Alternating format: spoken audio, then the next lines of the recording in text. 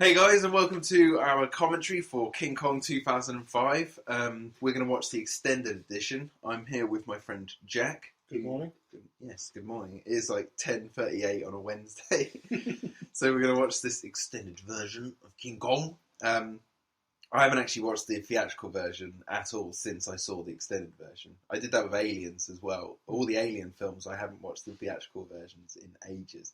Aside from the first Alien, because the theatrical we one watched, is really good. we watched the first one not long ago.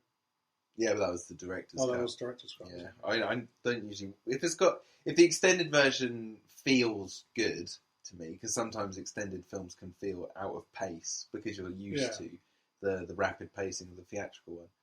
If it works for me, then that's when I'll always just watch it, over the... I tend to always prefer the extended one because it's almost like the sort of...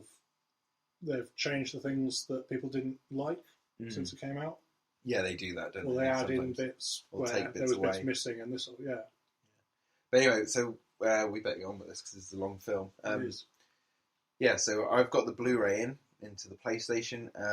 We might have a break halfway through this one, so this video might be uploaded into two parts because it's just going to be easier that way. So, yeah, you just have to kind of sync up correctly. But I'll explain it all anyway. But I've gone into the scene selection menu and I'm about to click X on chapter 1. So here we go. In 3, 2, 1, play. And if you're all synced up, good. Yeah, if you're all synced up correctly, you should hopefully be seeing the Universal logo. I've just realised we've got to talk through this whole thing to make it somewhat interesting. Because if not, we're just going to get sucked into actually just watching it. This might have really long opening credits. Yeah. It's got like 20 minutes of opening credits. Actually, it doesn't. It has like this. The Universal Pictures presents with the classic kind of RKO opening. That's the thing that's not really done that much anymore, isn't it? Like having the whole... Like you used to have the cast roll at the beginning of a film. King Kong. Yeah, exactly. Well, I think it was Star Wars that changed that. George Lucas fought the studios to have the credits at the end rather than actually at the beginning. Because traditionally films had all the credits at the beginning and then maybe one card at the end that just said the end. Yeah. It's so that you would know who is being who in the movie. There he is. It's King Kong. I like that they show these real animals. Are these all Andy Serkis? And this is part of the zoo called Human World. These are also all Andy You see Serkis. they got like a tyre swing. This is the Andy Serkis one, isn't it? Yeah. Yeah. Yeah, these are all Andy Serkis doing... mocap. Yeah. That's the thing with this film that I was really impressed with is it has this kind of surreal look to it. Because of the nature of the special effects, it kind of has this almost glossy, cartoony feel look to it. At the same time, it feels very gritty.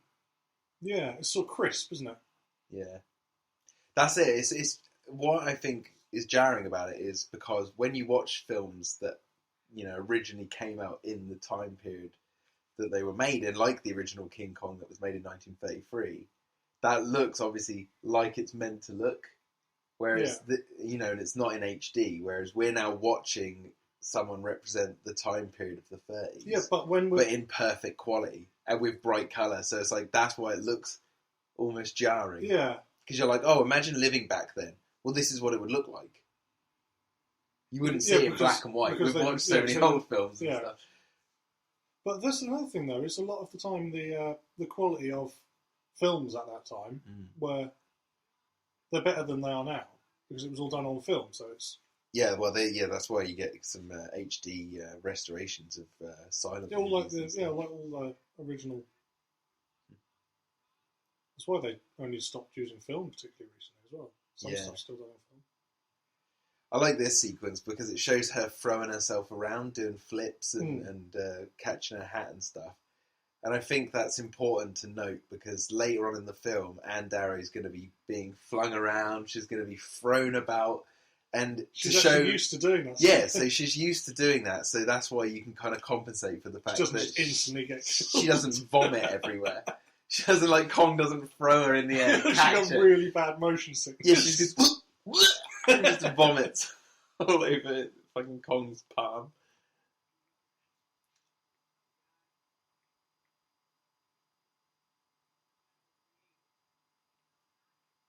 I'm so glad Peter Jackson set it in the time period though that the original was made in. Because I was watching the diaries. Did he want to do it as? Well, no. Someone asked him a question saying, "Why didn't you set it in modern times?" And he said there was like 2 reasons. Because I didn't want to.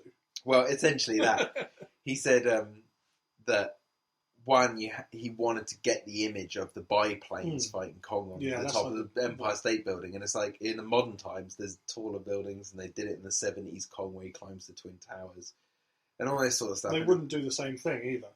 No, and he wanted that the look. You can't do King Kong without having the biplanes on and Kong on top of the Empire State Building. If that situation happened now, they wouldn't. They don't have biplanes. No. They'd use helicopters, but they probably wouldn't do it. But I do take a little bit of issue with that statement that he said, because you can do Kong not with those biplanes. Because look at Son of Kong, the sequel to the original, and look at what Kong Skull Island looks like. Yeah, but he wanted to do... And the Japanese ones, Kong v Godzilla. Yeah, but he wanted to tell this particular story. Yeah, that's because the original was his favourite film, and he always wanted to like have. But that's the one that everybody knows, and everyone. That's like the story. Yeah, it was like bringing it to a new audience, wasn't it? I mean, who's that guy in the background with a big hat? That's Death. He's really tall. Isn't that Ian? That's not Ian White, the guy who played the engineer. It's a crazy, tall background guy.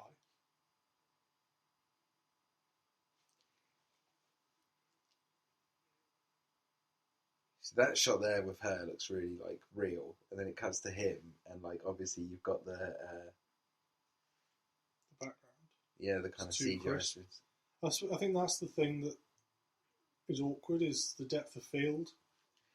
It's got some weird thing about it. But the thing is, like, I've heard so many people complain about like the way CGI is used in modern cinema, and it's like, well, you try and do it. But try and create New York complete New York in 1933, in complete detail to try and make it look exactly how it was. But not only that, from all these different camera angles, all these different styles, all this sort of stuff, you're going to see the city from every possible angle. That's a difficult task. To create an entire livable-looking city, a city, and make it look believable. They can't go to the places where this is now. Nope. Because it looks too different. So, like, what do? Do they make fake? So that's why, like, obviously, I'm pointing out that it was jarring that it looked green screen with that guy. But it's like, but I only bring it up because to make that point I just said. Yeah. You know. You hear people complain about it, and it's like, well, what do you expect? And when you watch really old films that people crave because you know they're the originals, it's like, yeah, their effects don't hold up either. Doesn't mean the films aren't good. Yeah, well, that's the thing. Is it's not a case of redoing it to try and. If that makes any sense. Yeah, no, I get what you mean. No, so it's like it's not like it's that they're redoing it to try and make a better version of the original. They have to be redoing it. They're just trying to tell the same story in their way. With the technology. Well, they just happen to want to use the same story. But they've got this whole new... But it's also to develop new technology as well. You know, because, you know, they always say, like, in war, a lot of technology, you get a technological boom in war because there's struggle. Yeah. Well, the part of the entertainment industry, part of the secret is if you tell a story that's familiar, you are cutting a lot of the work out by going, right, what do we... So you don't have to do a new story, No, you just have to build upon the one that's already established. Yeah. So that's your, like, trigger. Like a gun. That's like the trigger being pulled, and then the rest of it... There was a remake recently, one of the recent remakes or something or other, that I thought was done like...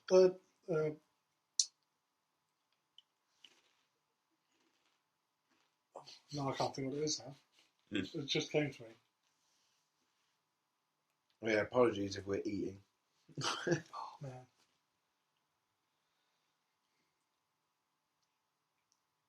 It was genius as well, because in the original, Carl Denham is going to Skull Island to shoot a documentary, because he's got this, like, he's heard of this island and stuff surrounded by mist. But I love the switch up in this one, where you follow more of what he plans for the movie. So it's like he's pitching it as like, I'm going to film a film in a real location that apparently has this monster living on the island. But we're going to make the monster in the film anyway, because I know it doesn't exist. And then when they get there, it does exist. Well, it's kind of like they're doing a sort of like on-site documentary, mockumentary kind of thing, isn't it? Yeah. Yeah. And their documentary then becomes the subject of it. It's a fictional story you're trying to tell, because you've got a script for Hand Arrow and they look for an actor. Yeah. But like, people love this kind of thing. It's kind of like watching the making of. Yeah, that's exactly what. Yeah, that's what I was trying to get to. You think of like all the what is it, like Planet Earth and all those sort of things. As many, like everyone, it's now a known thing with those kind of documentaries that at the end of it they show how they filmed the documentary. yeah, and that's as interesting as watching the documentary itself. I love those bits. I could sit there and we sit there and watch them online, and we find all the making of such and such a documentary and the struggles they had to get the animals and this sort of stuff. Yeah. That's a story in its own right. I really like the casting choice as well of having Jack Black, because on one hand it can be quite jarring to be like, oh, what, Jack Black is the lead in the new King Kong? And it's like, well, he's one of the leads with Van Darrow, the character. But wasn't this one of his first more serious roles as well, wasn't it? Or straighter roles, if you know what I mean. It's not like it's a serious. Yeah, his character it's definitely still comes through. You used the right word. You used the right word there by saying straight role. Yeah, like it's like there are laughs he plays for in this. But that's just what he. But it's part of his character. As himself, that's what he brings to that character. Yeah. Because his character in the film could have been a dead serious. Well, he is in the original. Yeah. Yeah. It kind of would have worked well with him wanting to bring the money. Well, it also works because he seems a bit nasty guy. Yeah, he's driven. Yeah, and a lot of driven people are a bit kooky. It's crazy.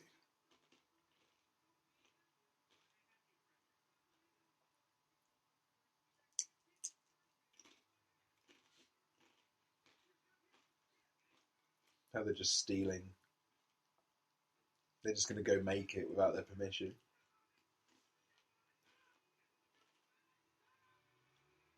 Just think, in those days, though, before the internet and all that sort of stuff, you could just do that. You've got the stuff. There's nothing they can do now to stop you making that. Well, they can catch you. That's the other thing. But there's no like mobile phones to, track you down or whatever they do. Listen to your brain.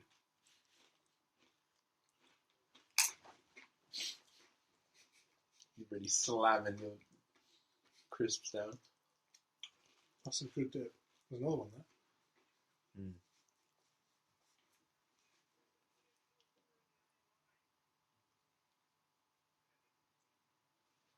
I'm just waiting for Jack Black to just suddenly turn around and go, ring-a-goo-goo, ring-a-gee, something like that. Just completely goes out of character. But it would still kind of fit. He could just be a crazy director. What's he doing now? I haven't seen him. Jack Black? Yeah. I think he's still doing Tenacious D right now. I think they just released an album recently, if I remember correctly. Oh, I mean movie-wise or TV or anything. What's he up to? He did Goosebumps film recently. Yeah. He played R.L. Stein in the Goosebumps film. Reader beware, you're in for a scare. I've not seen it. They did a TV series of that as well, didn't they, recently? Yeah. Was it any good? TV series is dated. The TV series is dated. Oh, is it? But the new movie's meant to be quite good. I love those books. It's meant to be like fantastic. Jumanji type level. I always thought of them as they were kind of like I always think of it as kind of like they're sort of an introduction to monster movies and that sort of stuff, the way they're written. They are, yeah. There's like the Blob ones and stuff, but they're their own story. The Killer Dummy. Yeah. It's all the same things that there's classic monster movies and horror movies. Yeah, that's exactly what it is. But it's kind of like a kid-friendly version. Yeah. So make your kids read them you want them to. That'd have been a bit of a different King Kong film if he had just got like a stripper, like where he's going into that place. But that's what he thought made a female actress at the time. Mm. That's what all he thought of what you needed.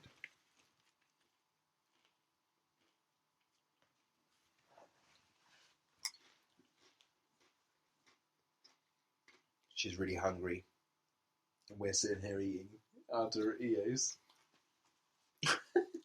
She wants one of those shiny, polished apples.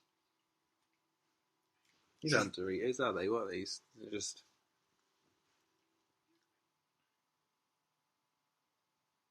Save the day. That's straight out of the original film. You could tell because it was in black and white and it was different actors. They just clipped that exact scene. Yeah, they just colourised it. There is actually a colourised version of the 1933 King Kong that came out in the 50s, I think. Nice. I really want to watch it. What, hand-painted colours? No, they dyed film cells and then laid them on top of each other. Oh, like multi-layered, yeah. Yeah, and then filmed it all under one. Well, in the original, when they did the original one? No, so the original came out in 1933, it was all black and white and blah, blah, blah. No, but I mean when they filmed it. But when they did the colourised version, they took loads of copies of the film and dyed different layers, different colours. Like the trees were green, her shirt's pink, the hair's yellow, skin's pink, all this sort of stuff. And then layered those on top of each other. Because it's film, when you shine a light through it, you can see it. But they had to dye it in the right amount as well, because the shading, when you're layering it on top of each other. As far as I'm aware, that's how the process is done. And they did it, yeah. She's got a very odd-shaped hat. It's kind of fuzzy. Jamiroquai would like that. Future King Kong climbing up the Empire State Building. Lasers. Always shooting.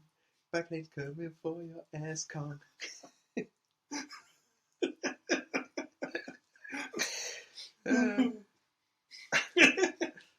Oh, I want to listen to that song now. She can hear it in the background. Yeah. What I do love, though, is that they, you know, for the time that this film came out and was being made, which was 2004, this film, even for that time, highly ambitious. Because you got to think of it like this. Not only are they remaking possibly one of the greatest, well, definitely one of the greatest movies of all time, arguably probably the greatest movie of all time. It was one of the most iconic, definitely. Yeah, and influential. But the amount of influence it spawned, like Ray Harryhausen, Spielberg, Luke, everyone watched King Kong and went. Yeah, I suppose when it was done, that was a massive pre-World War II. Yeah, 1933. The sound era had just come in, so it was one of the first sound movies. They couldn't even make noises.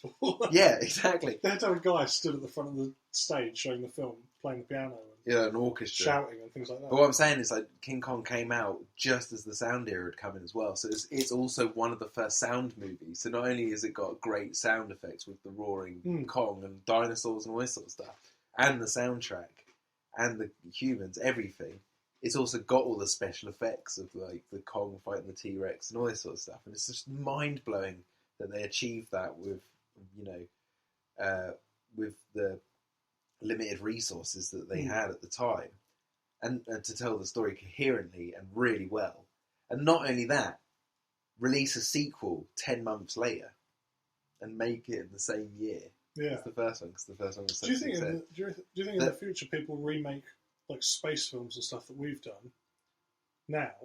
So things like Gravity and that sort of stuff. It depends on in 50 years' time or whenever we can easily go to space and do that sort of thing. They'll remake it and just film it in space. Well, you never know. So it'll be like a really easy thing for them to film. Yeah. And all films like this would be filmed on like a holodeck. Ventura. Oh, that's not very nice.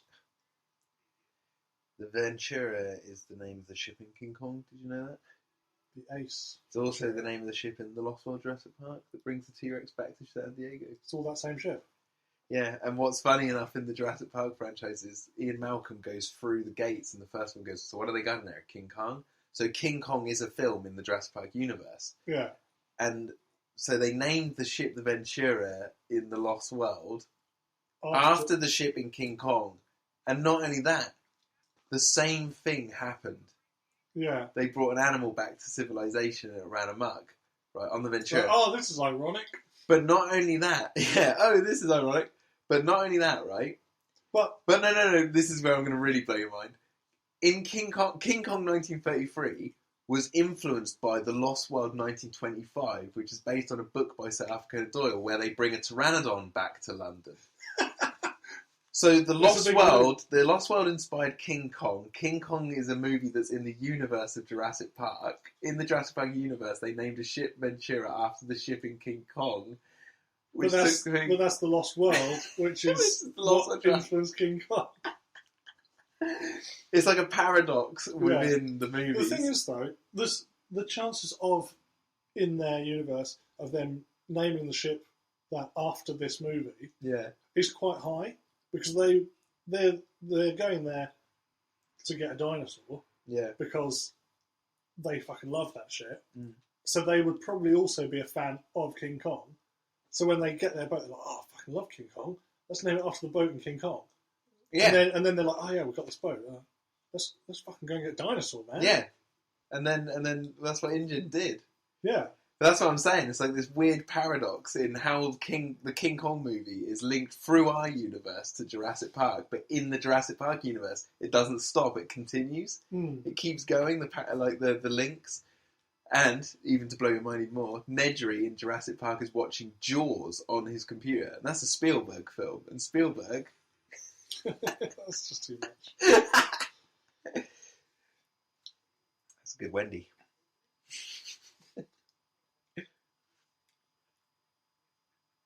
And he fought Predator? Yep. Not Jack Black. He beheaded. Is Jack Black in the new Alien movie? No. Well, that's Danny. Yeah. Danny McBride. Short. But no, yeah, Adrian Brody. Adrian Brody beheaded a predator. What's that elephant doing in the picture in the background? You seen that? We don't talk about that. What is it? I guess it's a hunting ship, look. Because they have all the cages and stuff under the deck later on. Yeah, because I think that was quite a big deal then, wasn't it? It's like hunting animals, the wild beasts. But they bring them back as well. Like that's what the Darwin went out to do on the boat he was on, wasn't it? But they've allowed a film crew to come along and shoot some stuff and write a film around it. But then they end up finding a giant ape. Like the story of King Kong doesn't necessarily need to be this complicated. But that's what makes it brilliant. Because it makes you really believe. He tells the story of it in his play, doesn't it? Yeah, when he reveals Kong to the world, the real Kong. But it's meta. It's all a bit meta. I've always felt that this film was influenced by Cameron's Titanic. There's just certain things like the shot of the pistons moving and the love story like this, and then it's like I just get the sense that Jackson was like influenced somewhat by because you got a sea voyage and it's like a Beauty and the Beast story. I think it's the same kind of time as well as set, isn't it? Exactly, yeah. So I think I'm guessing he wanted to catch that same atmospheric of the adventure Titanic has. The adventure on the sea. Yeah. High sails. Hoist the sails! High seas adventures. Pirates McGee. Why is this guy going with them? He's an actor. He's one of the actors. Oh, he's one of the ones in the film, yeah. Because he's the writer, Jack Driscoll. Because in the original film, it's the captain of the ship who falls in love with Anne Darrow. But they've taken his character, and there's no writer for the film. Carl Denham wrote it in the original. Jack Black's character is the one who wrote the script, but in this one they've split a character up into two. Now the captain is his own character, and Jack Driscoll's a writer who um, falls in love with Andari. But the captain in the original film was called Jack Driscoll. So Englehorn, or whatever he's called in this, that's the new character name, and he's the new character. Do you see what I mean? Yeah. So they took his name and gave it to someone else, and then made a new character with a new name. But it was the character is the same. Sound like I'm talking out my ass there. Here come the popo. Yeah, he's puffing.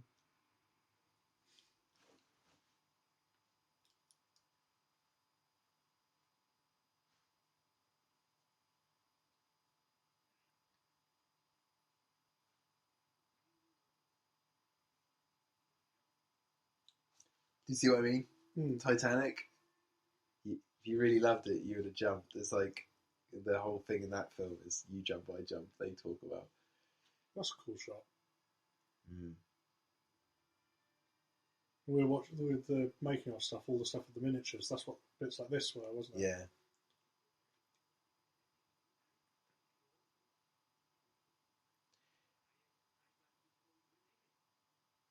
They didn't even change like the character of the Asian guy, the chef. Like he's exactly like they kept it exactly the same.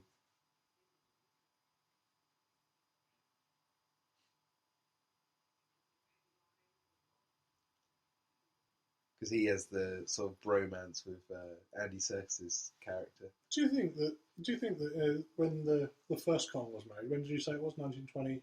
33. 1933. Do you reckon, because that's set in 1933 kind of time, isn't it? So 1900s-ish. Well, the original. Yeah. Yeah, it's set the year it's made. It's set in 1933. Yeah. Okay, so do you reckon, though, when they made that, they thought, oh, we could have this set in like 18 whatever. Like we've made this now, set then. Yeah, I know what do you you're reckon saying. They had it then, and they wanted to set it in the past, but they couldn't make it like, if they had the technology to, they would have done that. Well, yeah, that's interesting what you're saying is like, is it harder to recreate the past in movies than it is the future? Because the future, you can make it up. Whereas the past, it has to be specifically and people tailored. will then rip it to pieces. And in order it's to, not right. Yeah, and in order for it to that's a lot of chloroform. They're having a wild night. But in order for it to be perfectly represent the time period that it's based on from the past, they'd need the technology to recreate all the sets. You'd need to rebuild actual. He really loves himself. Bruce Baxter.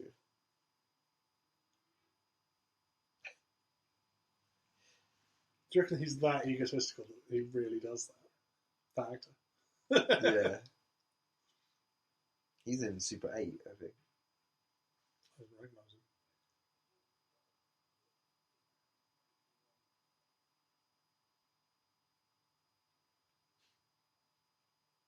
Jimmy.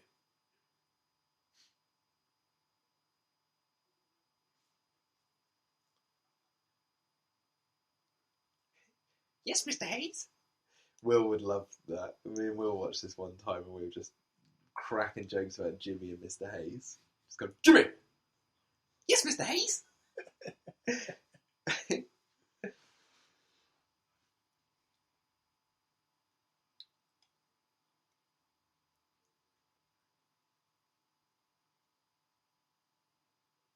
It's just people pretending. He was saying that he found Jimmy in the bottom of this ship. And that he was like all damaged and where he'd come from was really dark. What, him? Yeah. Well, he was just living in the ship. Yeah, he just found him down there. So that's why he's like, that's their relationship. There's loads of little like relationships throughout this whole film with 2 or 3 characters. Maybe he is the first Kong and they were bringing him back. Yeah. And he just happened to be a normal guy. He stole a book from the library.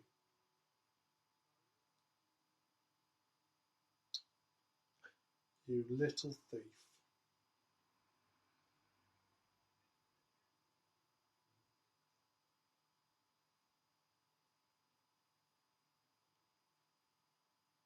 So that's a real ship.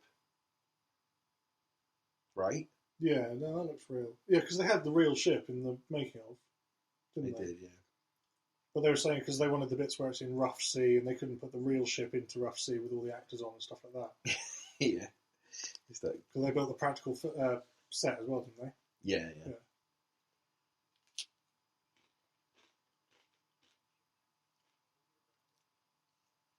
I always think it's amazing how much work is required just to do things that sound quite simple. Like what? Like having the ship. Like, just having a 5-second shot of the ship in rocky sea. They can't have the actors there for, like, safety reasons. They couldn't have them on a real ship in a storm. There are easier methods, but people would go, that's just a toy boat in a bathtub. Because technically, you could have a film where the effects are that shit, where you're just like got a toy boat in a bathtub. It would put across the same story. Yeah, it won't ruin the plot. Yeah. It won't ruin the plot at all. It just ruins your suspension of disbelief because you're jarring because you know what it is. But that's down to you to let go of that. Yeah. That's why I can watch loads of old films and stuff which have really crap effects. And I'm not bothered by modern movies that have effects that are jarring because I'm like, I don't care. You're watching the story, yeah. Yeah, I'm watching the story.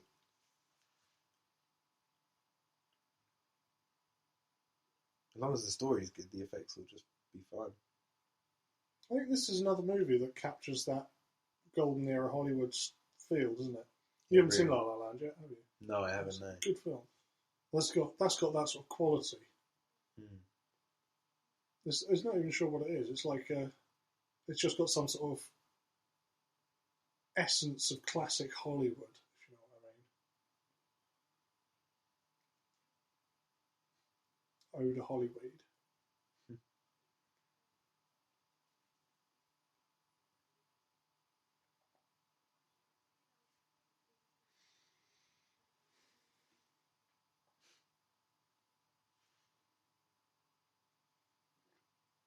Is it love at first sight?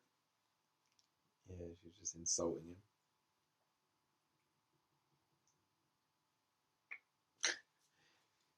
I do like that this film has comedy in it at the beginning.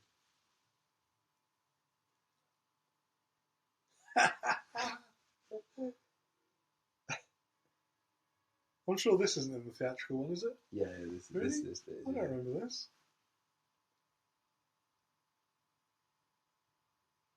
Loads of people talk about King Kong and only talk about Kong. Like this is fantastic. Look at this guy. It's great because they keep you entertained while you're on this boat. Like little comedy scenes. I'd love to just see a film that the whole thing is. It's not like telling any kind of particular story. It's just people doing shit. Like everyday go out in the real world then and just no, but I mean, just like look around. Like everyday life sort of thing is fucking hilarious sometimes. Oh, it is, yeah. It's funny how no one really calls it out though, unless it's filmed or something. Like try and walk through a door with someone walking towards you at the same time, and you're like, oh, doing the little door dance thing. There's that little story going on instantly. If you put that in a movie, someone would think, oh, that's a fucking hilarious bit of movie. That's like my favourite bit of that film. And it's just something that happens every day when you go out and about. Here we go. The island.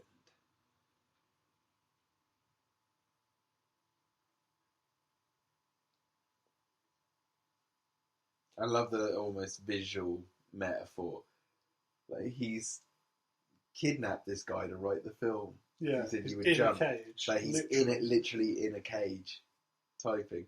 So and they're taking the story to the island. And not only that, he's in an animal cage. Yeah, he's in an animal cage with the director on the outside giving him commands on what to write. Is this... Am I right in thinking this is the Kong movie that he changes size through some goofy... No, not on purpose, as in on-screen size changes because of inconsistencies. No, well, I don't know. Because there's like no cages on the ship that he would fit in, and there's long shots of him where he's taller than trees, and then he's shorter than trees in closer shots. I don't know. Like the magical size change in Gandalf. Skull Island. No, the dolphins. It's Titanic. It's got that sort of washed out look to it as well, isn't it? Mm. It's funny because this is a scene from the original film. But in the original film, this because you were saying, is actually... So he's playing the role of the captain. Yeah. Yeah, I get you. So it's like they're inadvertently making the film King Kong. Yes, it is. They're telling the story of the original one. No, they're not. They're not actually doing it directly like that. It's like these characters are making a film, they're making it up. But what they're actually filming is the original King Kong. But they don't know it. So then when you watch the original King Kong, it's like, in our universe, King Kong, the film, was made based on these events. What we watch in this one. Do you see what I mean? Yeah. It's quite meta, is the word I'm going to use there. That is the phrase of the moment. It's the new word that I haven't heard of before. 2 years ago, now everyone seems to be using it. Yeah, I like it. It's a good word. Meta.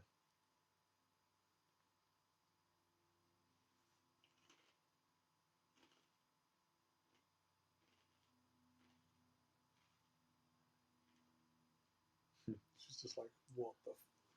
Just do it already.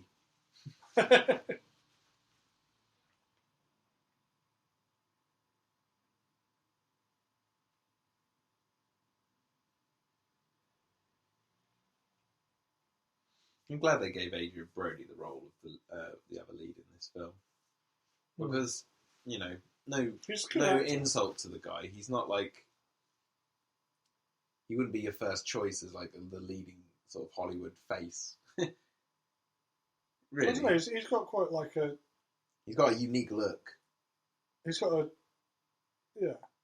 But that's why I like it, because it's like, yeah, that makes me believe his character more. Because, hey, guess what? He's a normal guy. He's a normal guy, yeah.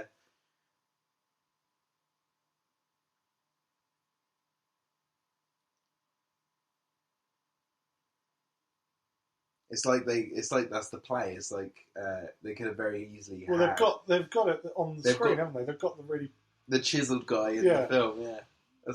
But he's actually a complete like fop, and he's a exactly.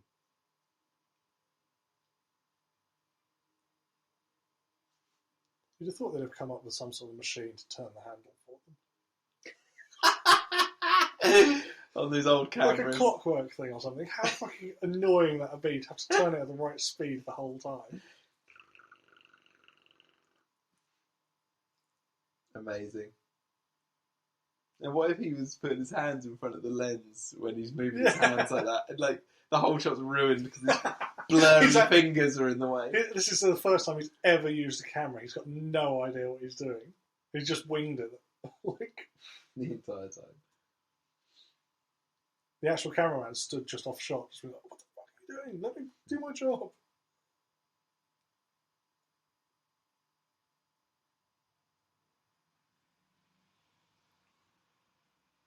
He's not even turning the handle now. Does that mean it's not filming? Yeah, and he starts recording, doesn't it? Because it's taking pictures, isn't it? Really quickly. It's the Ace Ventura. Monkey detective.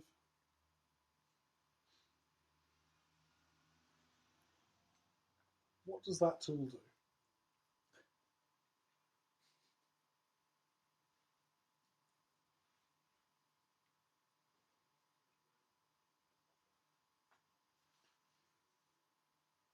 They keep on giving him more and more money, don't they, to stay out looking for the island for longer. Is that what you're saying? Yeah, they're like, he's starting to like doubt the journey. Yeah. Because they're like seemingly just going around in circles doing nothing. Oh, well, they think they're going to Singapore. Or that's where the ship wants to go for its cargo, or whatever it's doing. There he is, Andy Serkis.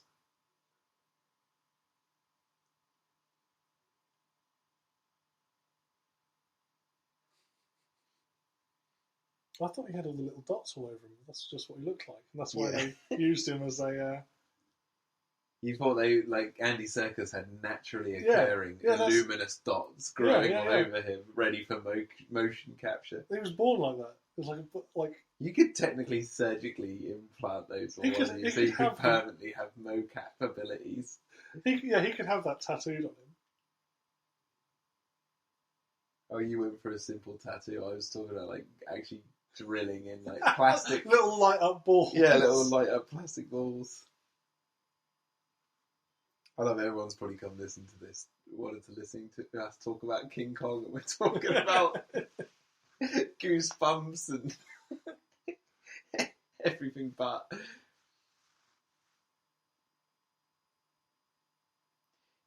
I wonder if Andy Serkis got 2 checks for this movie. I reckon he got more than 2 checks.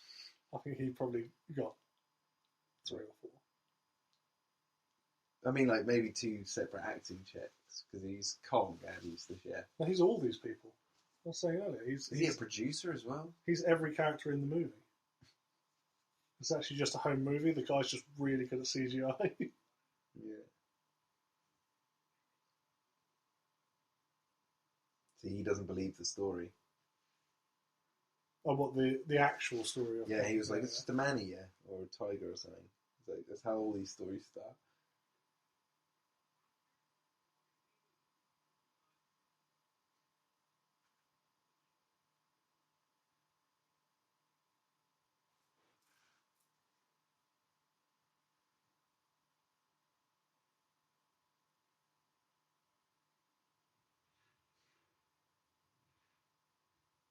That guy's job is just to shovel coal all day. Gotta call this machine porn. Look at that crazy map. Nobody's unfolded it and looked to the other side yet and seen the monkey head. Yeah. They showed the back of it earlier, didn't they? It's quite Lord of the Ringsy now. He's terrified of fog. Doesn't look very foggy though.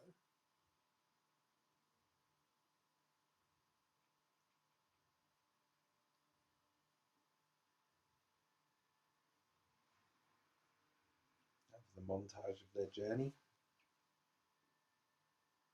But with melancholy music. Yeah, the journey is dragging on. It's not going anywhere. Well, I suppose that's the whole point, isn't it? They're in the doldrums. I think this is where this whole sequence here about them, like, waiting to get to where they want to go or what they're doing, blah, blah, blah. I think this is the point where you hear people complain about how long the movie is, because you feel like these characters. Yeah, but you're supposed to. Yeah, I know, you're supposed to. I enjoy it, but it's like, that's where I think a lot. I think it's this point in the movie where a lot of people would be like, yeah, but then it's difficult to just get to the island already. It's difficult to make waiting in a movie put across the feeling of waiting. Yeah. See, and if a movie anticipation.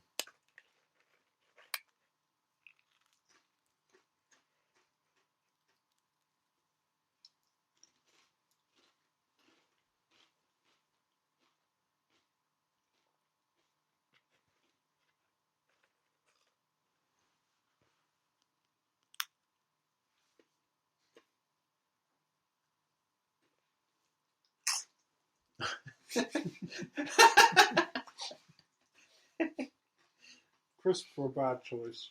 I know. I'm so sorry, everyone. Why don't we have marshmallows or something? Yeah. Completely. Pizza. No, I'm just thinking of things like mousse or something like that. Oh. That makes no noise. So now they're getting together.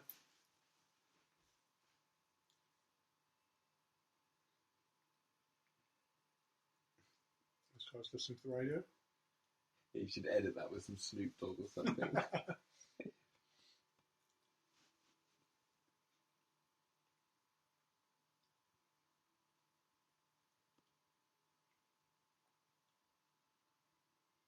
Do you find it jarring when Peter Jackson does those kind of like low frame rate close-up shots of people doing stuff like in Lord of the Rings and then cut to this crisp looking movie with the right frame rate? Yeah. Do you find that jarring? Or do you think it works? I can see what it's trying to do. Hmm. So I always find it a little bit jarring. It's like in just a little bit. I wouldn't take it out or change it. Mad Max did it a lot, didn't it? That There did was it in a some different bits, way. yeah. They had like half frame. What do they call it?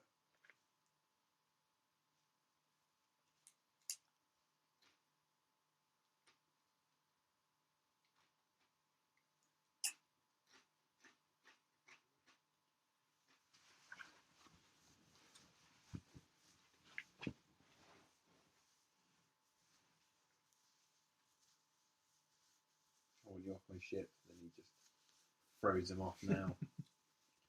Get out. That's a bad bit. In that last shot, the sea looked awful. Did you see that? No.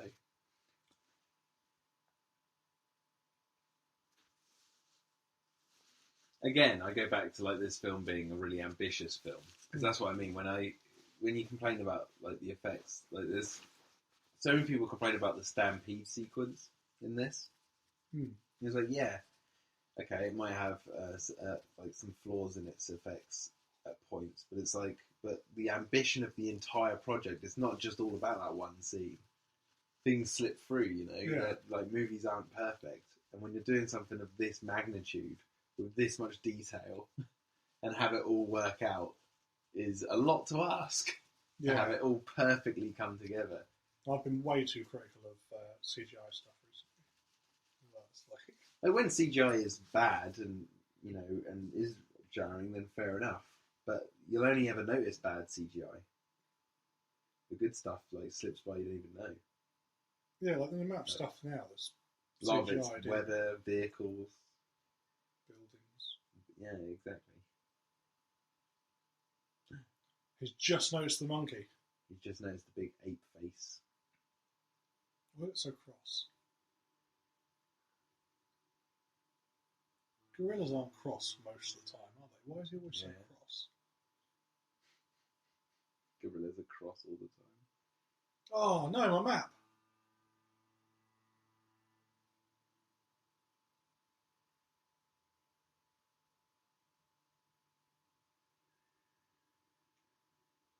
That's a pretty big deal that he's just dropped the map that got them there.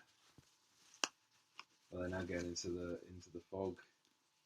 I'm sure that's like the worst moment to lose your map. Yeah. Go back. We need to get that map. Why did you just let go of it as well?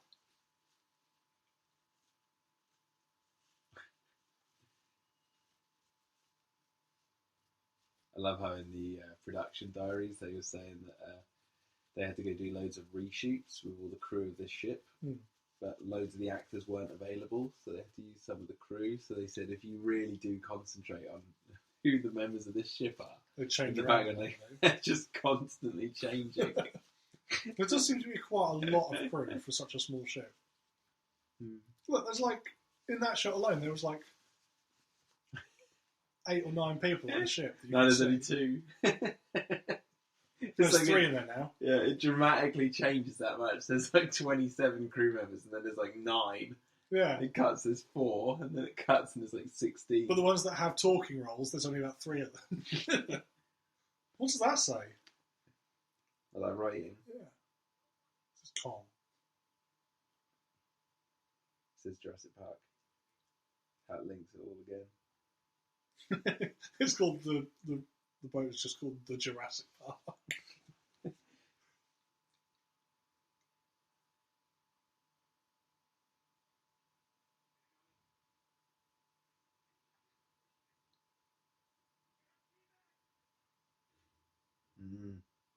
I love this sequence. This is all miniatures, isn't it? These are all miniature actors. And yeah, tiny little genetically engineered actors. Tiny actors working in miniature sets.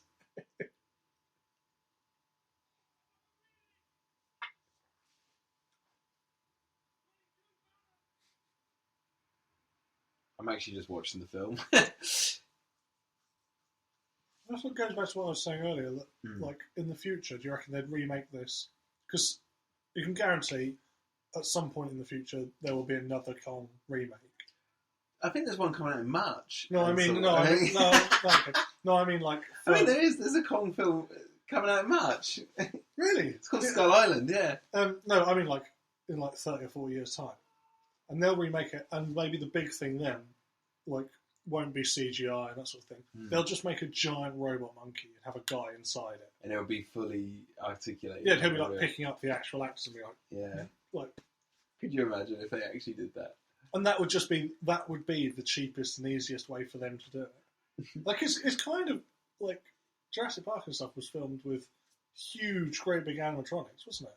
Yeah. And that's only with people controlling them. Yeah. It's only one step away with being able to make that the whole thing. Exactly. We've done it already. We got bored and went into computers instead. I think that it would have been easier for them to carry on making. You're gonna hit the wall. Hit it nose on. Nose on. Yeah. There was theories that said the Titanic should have hit the iceberg dead on. It should have just, instead of trying to avoid it, because that's what sliced the side of it. Apparently. Yeah. They should have just rammed it head first. Because it would have done less damage to the ship. Yeah. Might have crumpled the nose. Do you reckon they're designed to do that? Don't know. What they should have had is some GPS tracking system that could tell them where the icebergs were, but I hear their little brains hadn't worked out how to do that. So there's a guy who doesn't know. I don't know how GPS works. But they could make a massive ship, but they couldn't work out how not to crash into stuff. Open your eyes. That's all they had to do.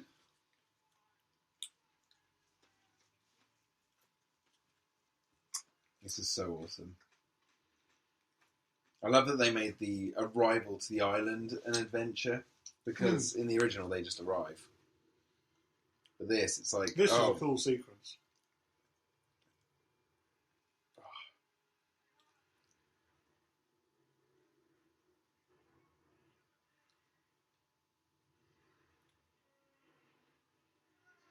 Which also kind of backs up the whole thing about, like, other people haven't discovered the island because it is that difficult to get there. Yeah, exactly. It just makes the island a character before you've even got to it. You know? And it really adds to that sort of sense of adventure as well. Noisy old crisps.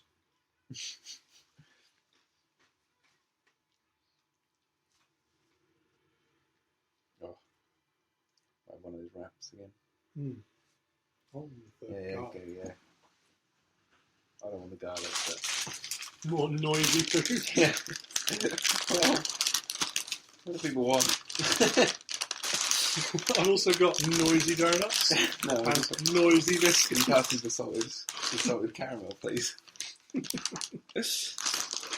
How much noise that Well, the thing is, these videos guys. No, these videos are meant to be just sat in the room with us, listening to us talk about what we're watching. Yeah, exactly. And at the moment, we're watching the film, we're relaxing, or we're eating. So, I want a wrap now. Just start something. Right. Oh, look, they're really stuck. Yeah. Right. So we've just arrived at Skull Island. Jack Black's looking very concerned. And he's just in the wall. The Great Wall. Trump's wall. Yeah. There it is. Little did we know, Trump actually just wants to keep out King Kong. Yeah. The Chupacabra. Trump wants to keep out little Chupacabra. Someone told him it was real. He just got really carried away and he believes the whole He got really paranoid. His tiny little paranoid mouth and tiny paranoid hands. Oh no! Can I have the stuff? You just pass me a knife. Oh. I thought you were doing the garlic.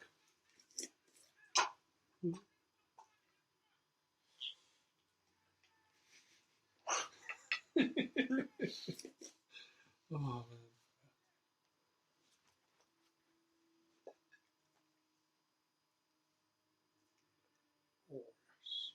It's strange how I haven't watched this film in quite a while, And it is interesting looking at the effects after all these years, because now it's like, all these years. Well, 12 years ago.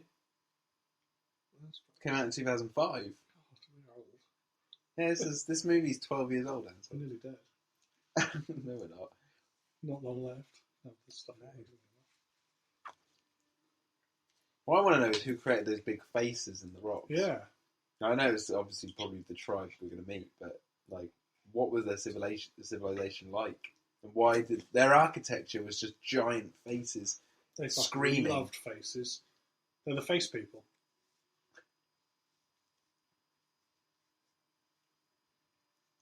Bad. Put the sauce on.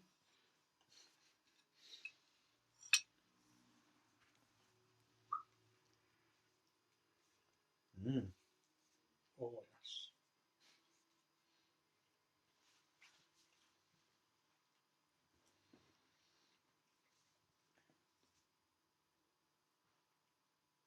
I love it. Like they've arrived, they got stuck, and the actors and the film crew are just like, "Yep, we're here. Let's go."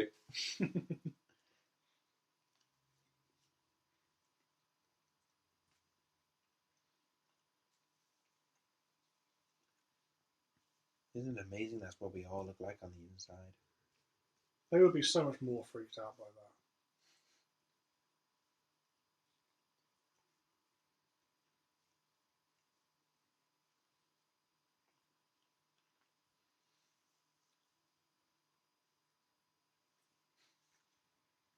It's a part of him that wants to, Jimmy, Mr. Hayes, what's going on with this book? I think Will did it more as like a Mr. Hayes, like a kind of really screechy voice.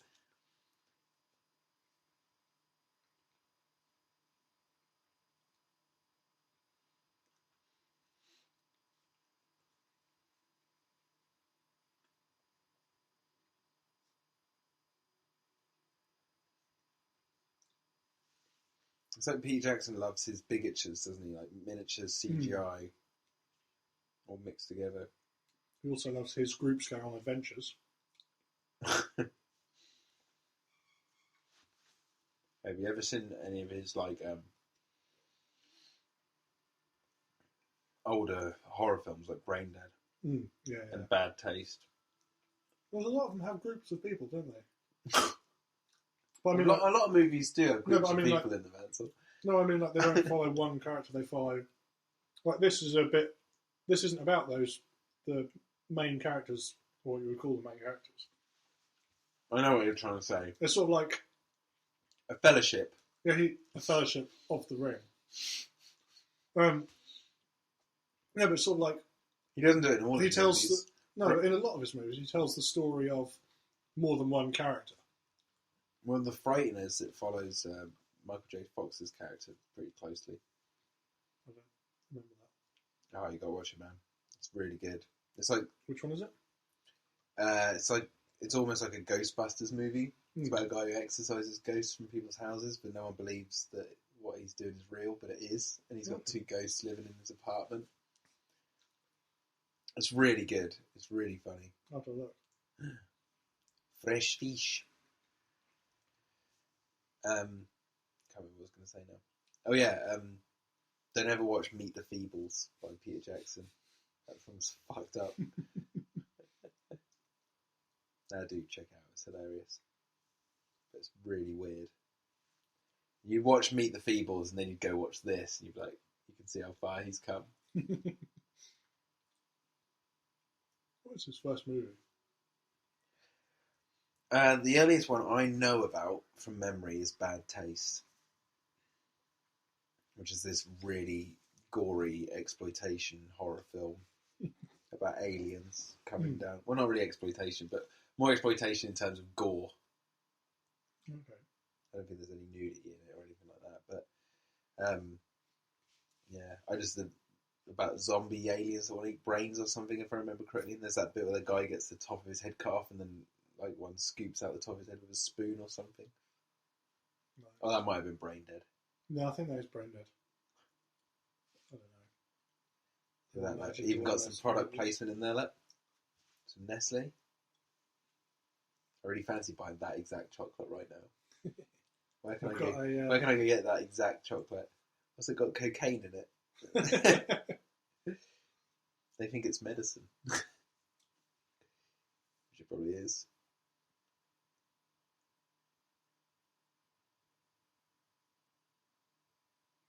Is that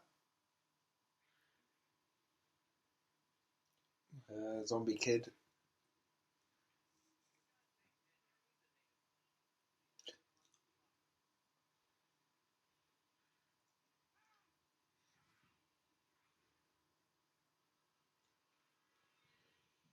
Ugh.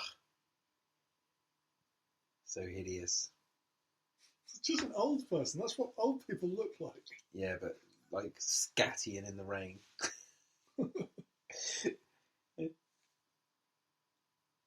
I don't think these people are well. No, they don't look very well. It's because they're cannibals, aren't they? Maybe they never used to be cannibals. Yeah, I think that's what it's implying. It's the end of their civilization. All their buildings are all ruined and stuff. Yeah, it's... Oh, shit. Oh. He's having a bad day. Oh, there's Kong's Raw. Come along, ding dong. To the Kong. To the Kong.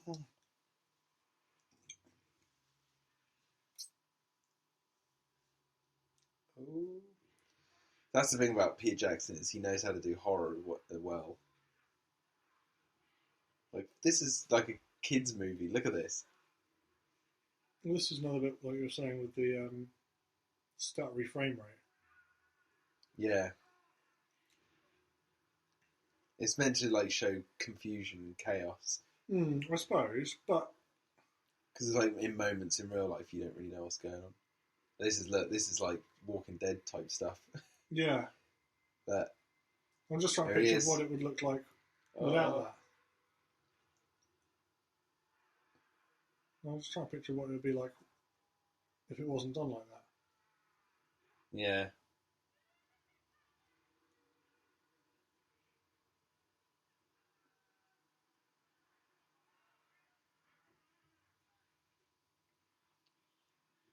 So hideous. That guy just laughing at the bottom. He's having a whale of a time. He's only got his one leg and he's just slumped in the corner.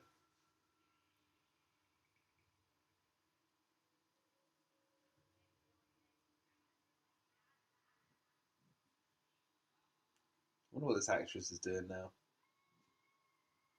What, her or the old woman? The old woman. Do you think she actually... It really reminds me... The face of her really reminds me of someone. Like who's in other movies. I just hate... Oh, the hairy... Like, the hairy lip. It's like the... it's almost like The Mask has been used in other movies. Oh, right. You actually recognise the face. Or like maybe it is an actress. I don't really know. Drag Me to Hell.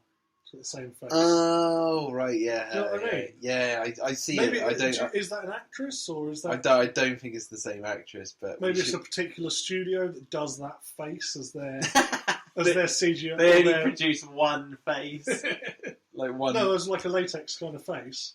They do them for mask. molds and stuff, wouldn't they? Maybe it's easier for them to just go, oh, we'll just pick one that hasn't been used for a while. Who knows? And wing it. Maybe there is only a certain number of faces in the...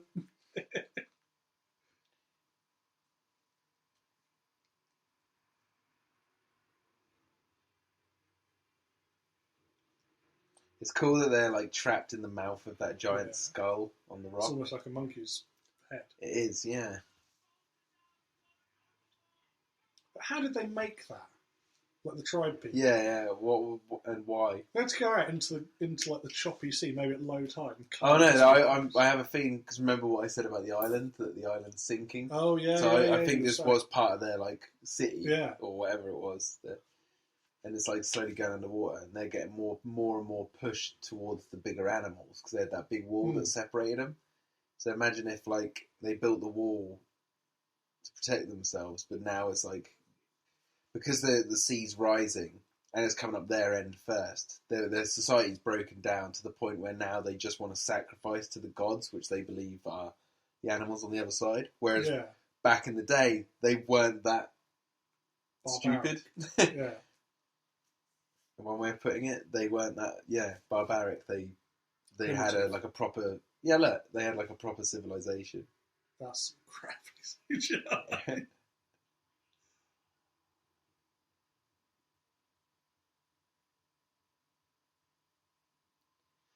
That's funny though, because you watch the original Lord of the Rings as well, like of his films. And there's Same shot again.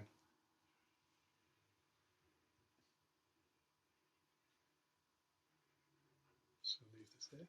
Yeah, I'm just gonna leave this little clue for them.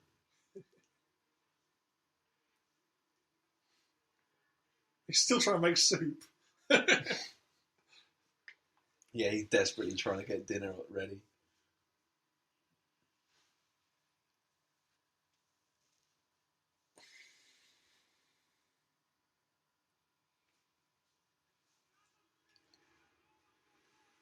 Remember, there's a really intense bit coming up in a second.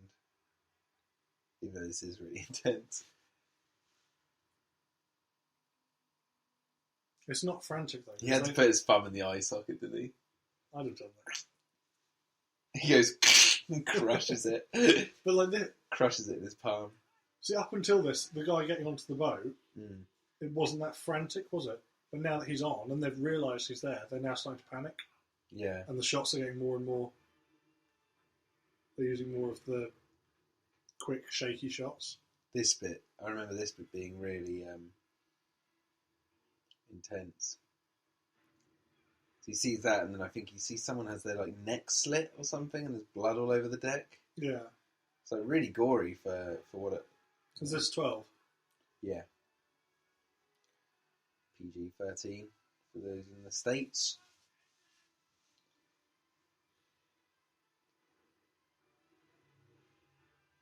Have they made Andy Serkis look bigger for his character shots in this? Maybe taller. Yeah, here you go. Well, like sort of bulkier. Yeah. Well, like Andy Serkis, you see him in interviews and stuff. He's quite a slight, small guy, isn't he? Mm. I think he's. But in this, just now, in those last couple of shots that have had him in, he's looked like quite a bulky, big guy. Yeah, they were. They probably would have buffed him up in size.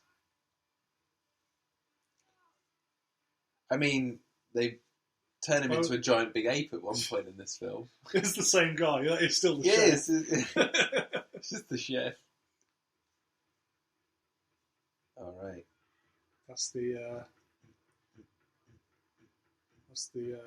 visitor centre at Jurassic Park. Yeah. This is what it's become since they've left. Yeah, this is the remnants of Jurassic Park. They had the wall on the big fence. What do they got in there? King Kong? Imagine if it was just the Jurassic Park gates. Yeah. That guy didn't look well at all. I know.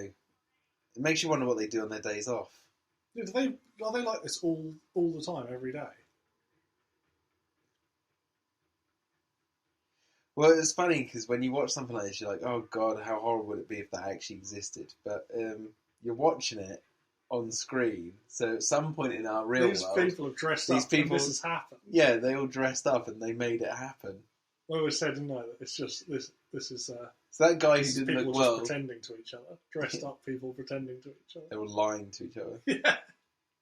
But no, what I'm saying is that person who wore that makeup and stuff, who looked like that zombie, they did that exact thing. They actually did look like that at one point in their life. They probably went and had a coffee between shoots, whilst looking like that. Sleeping on a big pile of machine guns. Yeah, why not? Because remember, they hunt animals, don't they? So they'd have loads of weapons. They've got a lot of guns down there. Look, there is quite a lot of crew here. Yeah, they're a bit of a ragtag bunch of miscreants, deviants, elephants.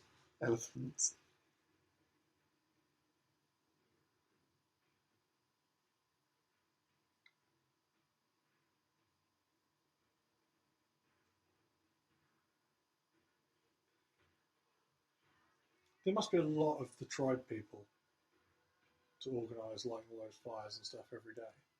That's what I mean. Like, they've got to organise doing all this. I think this is reserved for special occasions, though. I get the sense that they don't light this side of the wall and do this every day.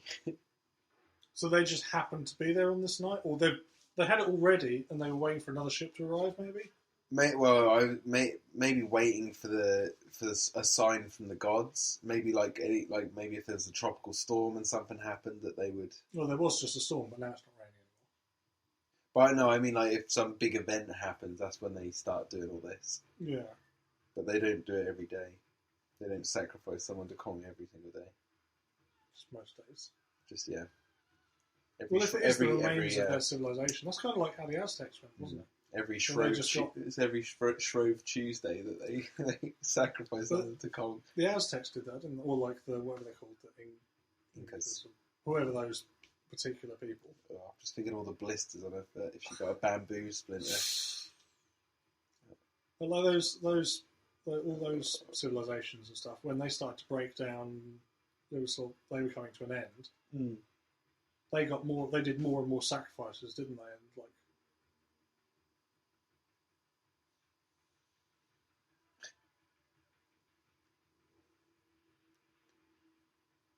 it's pretty epic, isn't it? How they got that.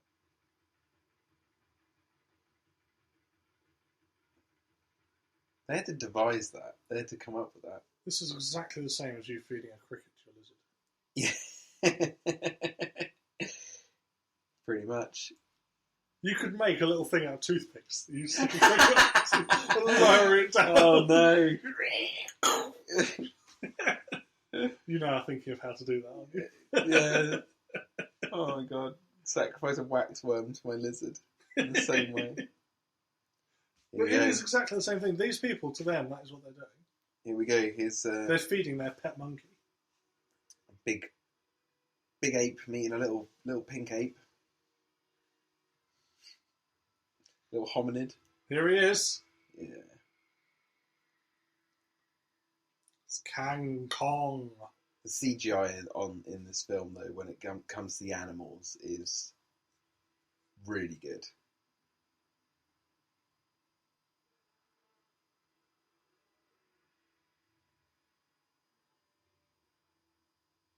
Does it just rip her off there? Because those cords are probably stronger than her arms. Yeah, that's what I always thought. It just rips her arms out of her sockets. It just pulls her arms off. That's funny. I watched all these production diaries and God knows what else to do with this film, and I haven't already used them. No.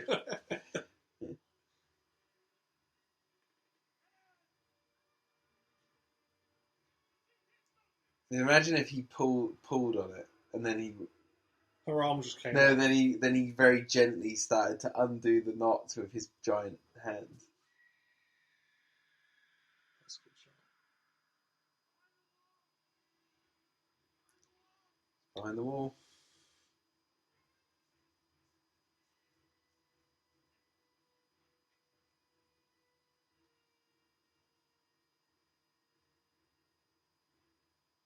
Yeah, even the door and that. Did you see the door is like a ruined, proper door? Yeah, that's what I mean. It's like it is the end of their civilization. There he is. That's what I always wanted to know. Is like, what did this civilization look like in its heyday, and how did they coexist with the animals? There's the Kong film they should do. Yeah, they should do a film. Did they ride them and? Have they tamed them? Did they breed them to be this big? Yeah, like what happened? Maybe they were really advanced, and this is like scientific experiments gone wrong. Yeah. Maybe it's like Jurassic Park. It's all a show. This was literally a theme park. You make a Jurassic Park sequel. No, you make a Jurassic Park remake that is actually set in Aztec sort of time on this island. And it's about an Aztec entrepreneur wanting to open up his own dinosaur theme park because he's used black magic and somehow made all these animals massive. Yeah, they just use magic and like these berries that they find that make the animals grow big. I think that's in the new Kong. They have the Titan berries. Yeah, the Titan something. Thing was it before it was, isn't it?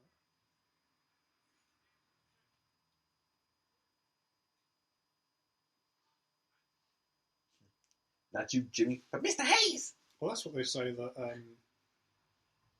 in the what was it, the Godzilla, the American one. Which one? 98 or 2014? Yeah, the 98 one. What about it? That's what they say in that, is that he's a lizard that's grown, iguana. Oh yeah, they say that's grown sea, big. marine iguana. Yeah, that's grown big.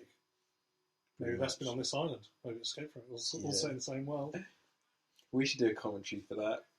I haven't watched that in a long time. Oh, I'd be up for watching that. I like it, but it's got the most annoying. It's just the human characters suck. Monster's fine, everything like that's fine. It's been just so long since I can't even remember the people that are in it. They've got some good actors. It's just they just don't use them right. So you got to think this is like the top of the island. Yeah, the last bit of this continent that's left.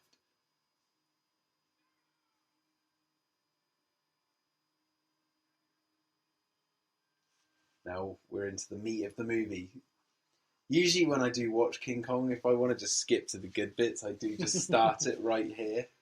Is this when you're saying that this is some of the extended stuff now, is it? I think so now, yeah. There's a load of bits with animals that weren't in the theatrical release. Yeah, there's quite a few. So basically, there's not really, since the theatrical version, there's not really been any extended in it so far. No, that's what I mean. It's sort of like most of the extended stuff that comes in from now. From now on the island, yeah. Which is what I love, because I'm like, oh yeah, they've added to the best bits of the movie, rather than the boring bits. But it's also the bit that would be the harder bit of the movie to make. So they all just start firing wildly into the woods. It's just...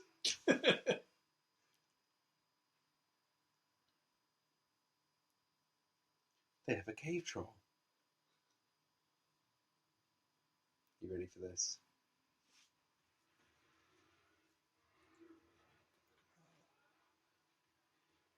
It's like a Styracosaurus type thing, or Pachyrhinosaurus. And what I love is it's actually the right size. It's not big. Mm. Like, it's big, but it's not... it's not giant like King Kong is. Well, I think it is bigger than it's meant to be in real life, but it's not big like the bloomin' V-Rexes and all that. But that would make sense, because there'd be smaller animals to the other big ones that are sort of middle-sized. But also big animals that are big in real life that don't need to be bigger to be... Exactly. We have pigs and we have elephants. They're all, look at this. Look at the size of a pig to an elephant. Yeah, but then if you had a movie about a pig that was the size of an elephant, that'd be a big deal. Yeah. They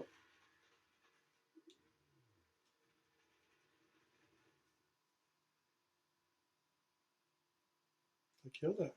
Murderers. Might have been the last one. Yeah, he just shot it right in the face.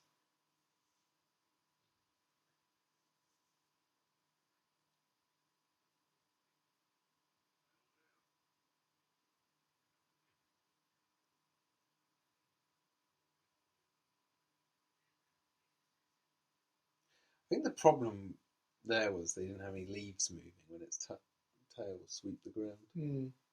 It's almost like it's not quite finished. Well, the extended stuff would have been done after the film's release, ready for the DVD release, so they would have just, slapped on there. Look at the scale difference between the people and the plants there. Yeah. To make them seem smaller. Bigger.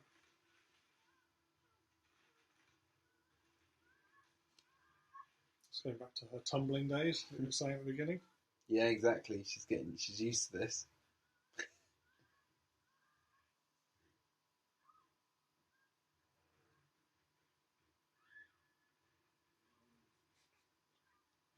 It just killed her. Yeah. And that was the end of the movie. Just goes, bites her. He just eats her. He just goes, and it's like chewing on a polo. That's what it sounds like. It's like crunchy chicken wing to him. Yeah.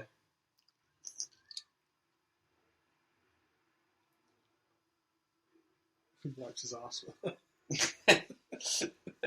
Just lays a king dump and then Kingdom. And then just starts wiping his ass with her. King Pong.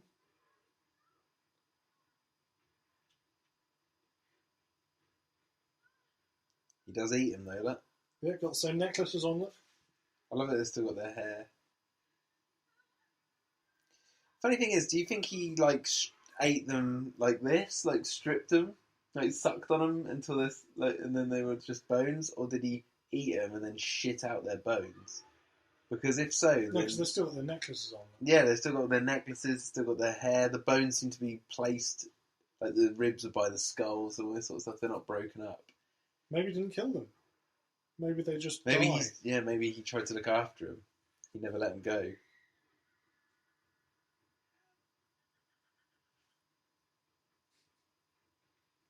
But again, it's like you can really think deeply into how he ate the people, or you can go, the story's telling me he kills people.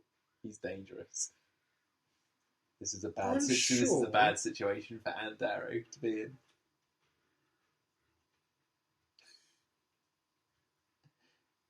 She's used to this.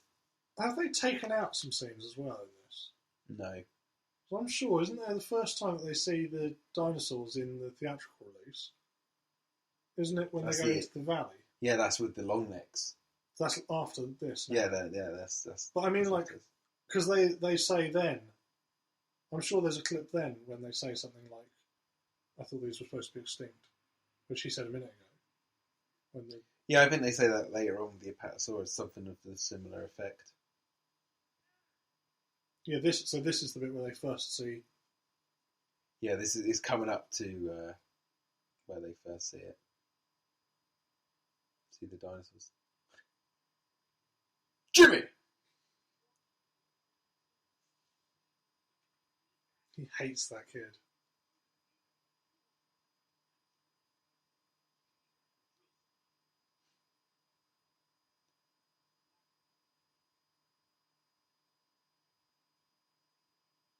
I love in scenes like this in the movies. Like everyone in the background is just stood there doing nothing, waiting for these guys to stop. Waiting for these people to stop talking before they move on. But they're not even talking to each other. It's like they hate each other. Yeah, like they've never met each other before.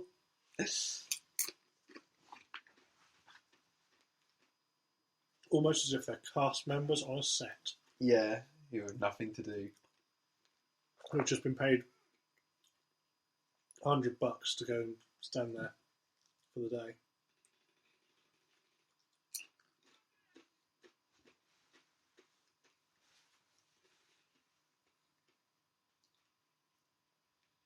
Yeah, because this is now coming up to the stampede sequence. What I'm going to do of their civilization is saying on the recorder that we're at 1 hour 22 minutes. So when it reaches 1 hour 30, I'll pause it. Cool. And then we'll do a part 2.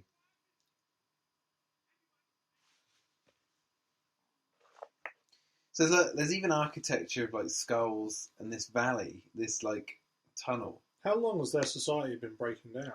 Yeah, and how far into the jungle did it reach? Or was it the same tribe? Or was it another one? This is what I want to know. I'd love to see a film set in the heyday of this. Like, where is this supposed to be in the world, this island? Somewhere in the Pacific. Well, I'm wondering if it's like a sort of peninsula of land going back to the mainland. And the peninsula is broken away, and that's what their civilization was on. Might be, yeah. And it's just left that island. Yeah. And they were on the wrong side, basically, of it breaking away. Mm.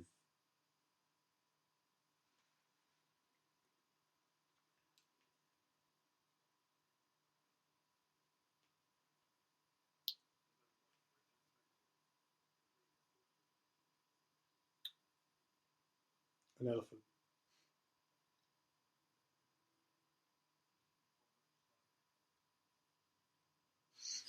The abominable snowman. We need to watch films about the abominable snowman. You know, I was saying this recently, wasn't I? That the Sasquatches of the snow. But there isn't that many good abominable snowman movies. Yeti movies, yeah. Like Yeti movies and Sasquatch movies. There's not that many particularly good ones, and that's the most likely monster to exist. Yeah, there are quite a few out there, but not good ones. Yeah, that's what I mean. But that's the most likely as well. Mm. That's Yeah, reminds me looks of really Dinotopia. good. Maybe that's what their civilization was like. Reminds me of King Kong. King Kong. Billy Kong.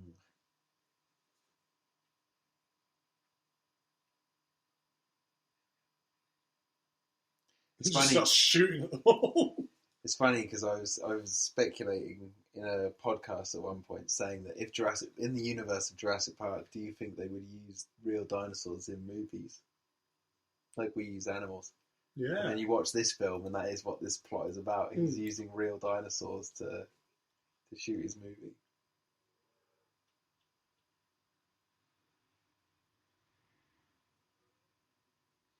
What I like as well is that Weta have their own style compared to Stan Winston's.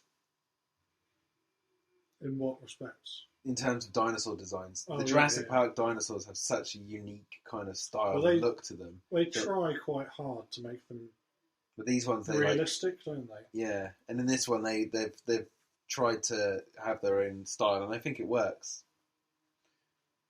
I think they've definitely what's the word? Differentiate. If I've said that correctly, between the two. Differentiate, yeah, between the two. I think they've nailed it.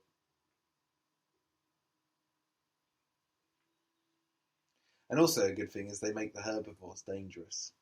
Yeah, that's the first encounter they had, isn't it? Mm-hmm. It's 2 herbivore species. They've not yet seen any predators. No. There's only a couple of scenes in the Jurassic Park franchise where the herbivores are like dangerous. Stegosaurus scene, Gallimimus, even though they're omnivores, Gallimimus, but I just think though, in real life, like I think going into a field with a herd of cows is a pretty. Well, you get trampled by those cows. It's more likely to get trampled by cows than you are to get eaten by a crocodile. Yeah.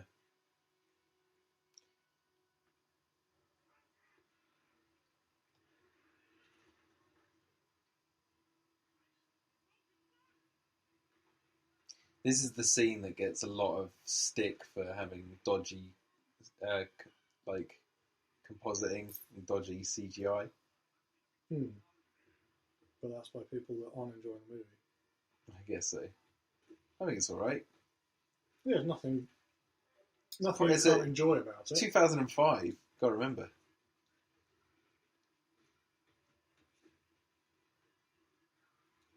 Yeah, it's not like movies like Jurassic Park and stuff haven't come out by that point.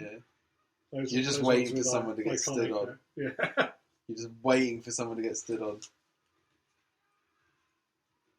I think they just did, didn't they? Yeah, 2 people in one go. There you go. They're gangly armed raptors. Like cats.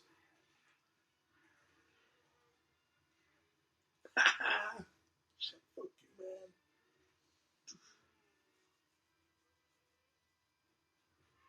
That happens again in a minute, I think. Someone kicks a raptor's head and it falls down and then its head gets trodden on.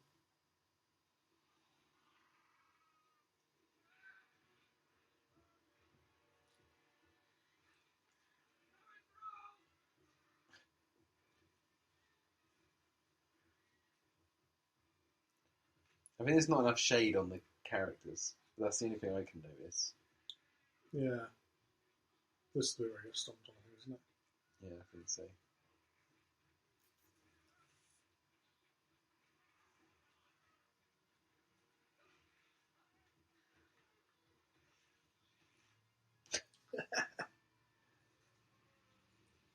I remember seeing this in the cinema, this sequence, and when that cliff reveal, I was like, holy shit, they're going to be running on the edge of this giant cliff. This species isn't going to last long. No. This is what happens to them every time they go for a run. Yeah. But their world is falling apart. Yeah, exactly. Big island. No, they're going back in. The land that time forgot.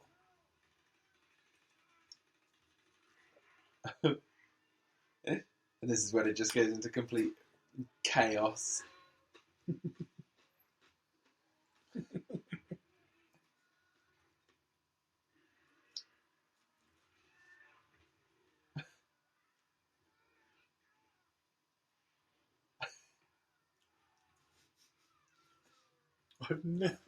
I've never seen a video of elephants falling over. I know, like, quite on this scale. Or like a cow falling over something like that. It's like just limbs, look, there's Just like a sea meat of everywhere. limbs. Meat wall.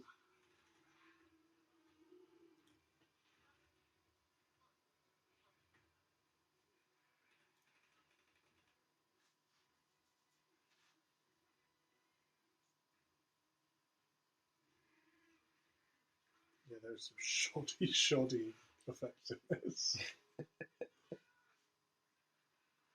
It's definitely one of those things where when this came out, this was... I don't think it takes away from the movie, though. No, not really. But it's like, the same again, it's like, this film is one of those ones that when it came out, it was like, holy crap, this looks fantastic. Now, 12 years on, you look back on it and you're like, yeah, I can see the flaws, but it's still... Oh. It's brutal. Yeah, I know what you mean. It's like... Because look, the effects on Kong are...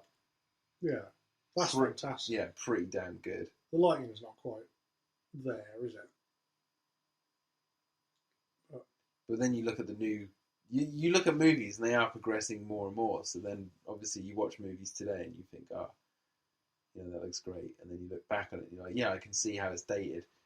But is that when that you because look at we films, know how it's done? Yeah, well, or is it because it looks bad? Well, it's like that. I watch Back to the Future and I can see where all the effects come in, but I don't care. It's a product of its time. I always think that's it's like it's just a product of its time. I always think that's the thing, isn't it? Is that you can sit there and watch a movie and enjoy it for what it is, or you can sit there and analyse it and end up hating it even though it's good. Yeah, or even not getting sucked in and going on the journey. Oh god, this is really loud.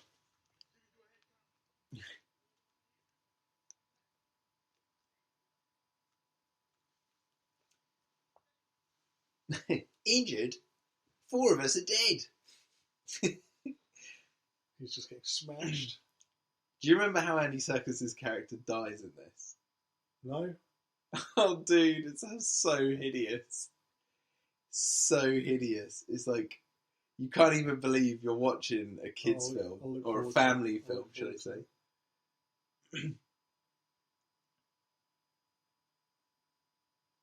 I don't know how the effects are going to hold up. He looks a bit like, what's he called from the Cinemassacre? James Rolfe. Yeah. Isn't that, that's not Tom Hanks' son, is it? I could be wrong here. I could be getting my white dudes mixed up. They're all the same. Where is it?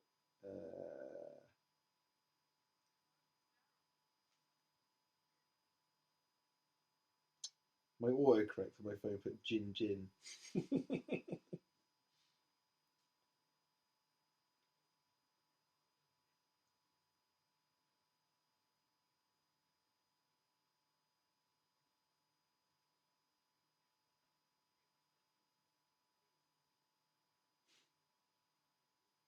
Have you seen the new Tarzan movie? No. Is it, have you heard anything about it? I don't know. I've heard it's a lot of people are saying it's mediocre. Yeah. So that's the same sort of time setting as this, isn't it? Yeah, around that sort of period, I think. No, maybe even before. Yeah, I think it's even Victorian era. Because it's Edgar Rice Burroughs wrote it? Yeah. Edgar Rice Burroughs. That's straight out of the original. Yeah, it is. That's Colin Hanks. That is Tom Hanks' son. Ah, I can see the resemblance now. So Yeah. He's also, he plays one of the serial killers in a series of Dexter. And he's really good in that. He's really intense. Loads of big names were in that as killers. Yeah, John Lithgow. Forget some of the other ones. Okay, I don't think there was any more. Yeah, That was it. they were the best ones.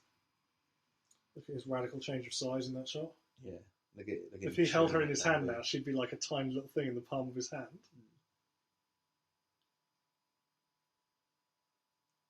Got that one fang, like a star.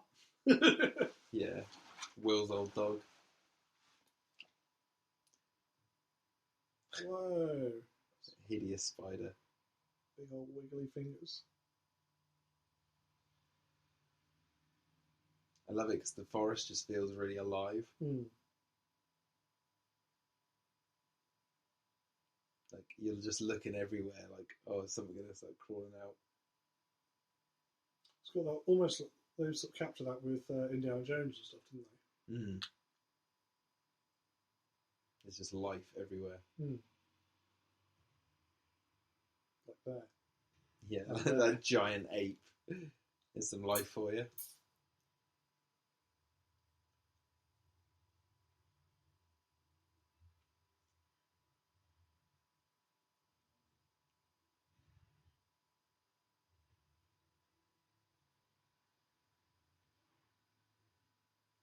It's Andy Serkis. I was just thinking, it's like cross old Andy Serkis face. I always thought this looked like my dog Murphy. He's got like the same eyes. Yes. He's got the brown eyes and the dome. He's got the big old dome. Saggy face. And the short legs. You've just described a really weird looking animal. Yeah, I just described that. I just described what we're seeing on the screen right now. Did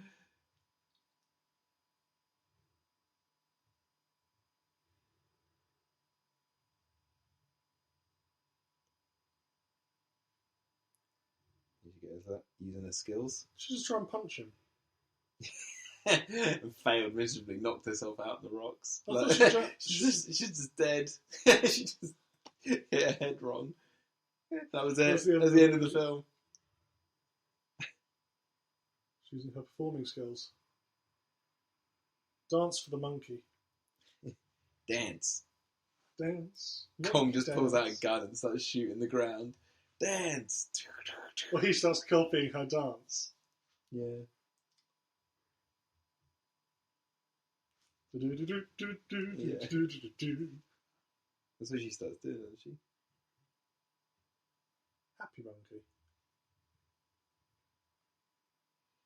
It's funny because then now you watch the Planet of the Apes movies, like War for the Planet of the Apes, which is coming out this year. That looks pretty good. And the CGI is just insanely good. And then you watch this and you're like, yeah, if anyone complains about the effects in this film, you're like, yeah, because this is a stepping stone like any other effect in cinema. Like, the War for the Planet of the Apes will start to look dated. In terms of movie effects, well, this is a long time ago. Yeah, 12 years ago. Now. Well, when did CGI first... When was the first ever use of CGI? Oh, God, you're going back to, like, 1982, or... There's a sequence in Tron that has the original Tron that made it so innovative, because it used a lot of really early CGI. But then before then, Star Trek 2, The Wrath of Khan, there's the scene where there's all this fire sweeping over a planet. So, like, 1980s, 90. Yeah. And then the time from that until when this was... Jurassic Park was the first animal, was the first like CGI, full flesh, blood, meant to be a living creature. The others had been glass, water, and liquid metal. And geometric shapes, fire, all that sort of stuff. So that's only a few years before this. That's not that long since the start of CGI. 1993, so 12 years. This is like the midpoint from that's Jurassic Park to right now. Yeah. So we are twice as far along. And then we've got the new Kong. Well, you've got the new Kong coming out, and then you just look at the effects in that one, and you're like, all bets are off. It's getting better.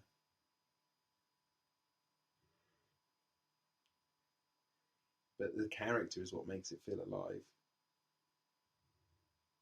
Like, you watch the old 1933 one, that little stop motion one running around, and the big animatronic. It's like, that doesn't look very convincing, but you buy into it because you're in for the ride.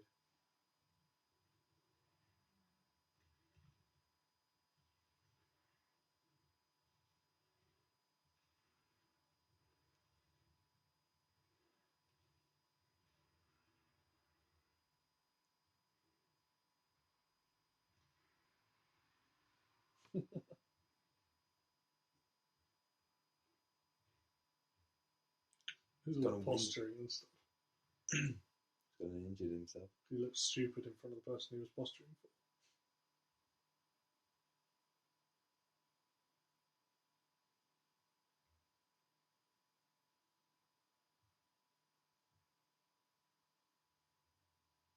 There's been no talking in this whole sequence. Yeah, it's great, isn't it? It's really good. I don't know if he was up for any awards for his performance as Kong. I think it's... He is incredible. Despite being massive, I'm going to sound really pretentious here.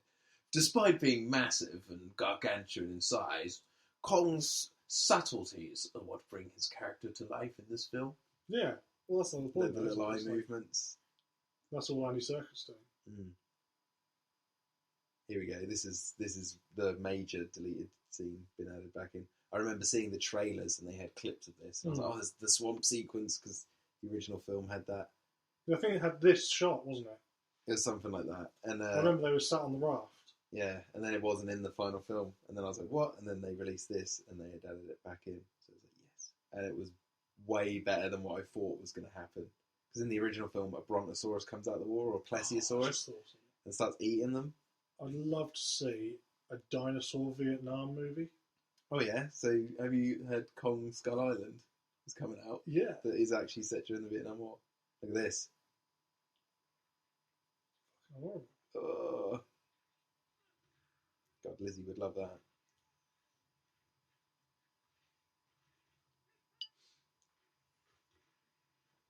That's like my nightmare, that is. Those crabs. Again, they're hideous. Lizzie would not love that. She'd get eaten by one instantly. Yeah, I know. They're huge. But if she'd been born on that island, she'd be enormous. Yeah. Oh. What's going on? Going on? Is it an alligator? Oh, shit. Shoot randomly into the water. Are you ready?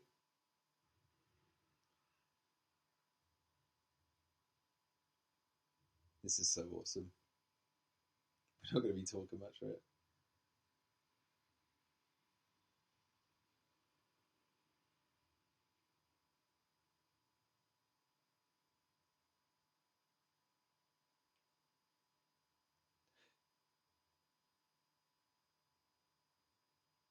It's just dead air because we're watching.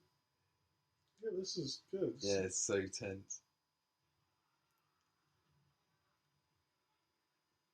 It has probably been, 10 minutes since there was a last decent length bit of dialogue in this movie.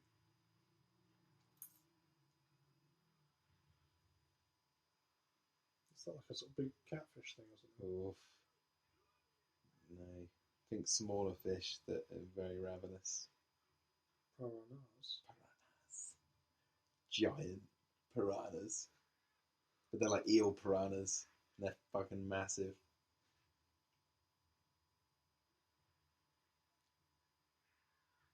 I thought that was the shot they had in the trailer, was the hand going under the water. And then, like you said, the shot of the raft.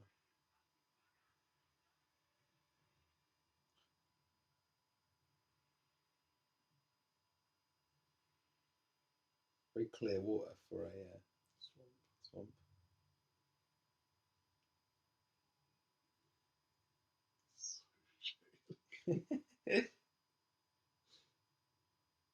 Why didn't they just film them in a swimming pool or something? They did. They obviously did it with loads of green screen.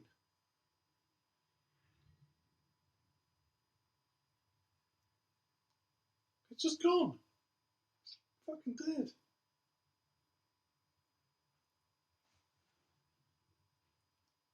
I always tried to hold my breath during the sequence. I used to do that with films. But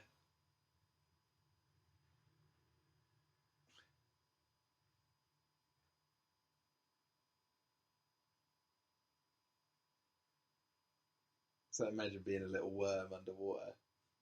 What that would be like. Eaten by fish.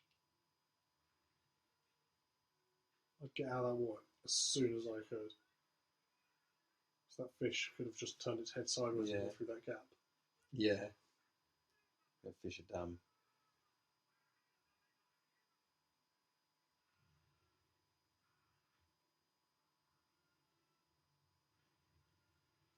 How awesome is that? That's cool. See, shots like that, they shouldn't have all that underwater stuff. They didn't need it. You know what I mean? They could have cut all that out, and this sequence would have still been cool. Because like the effects wouldn't have been so over the top. Well, they wouldn't have had to use bad bits of effects. Yeah.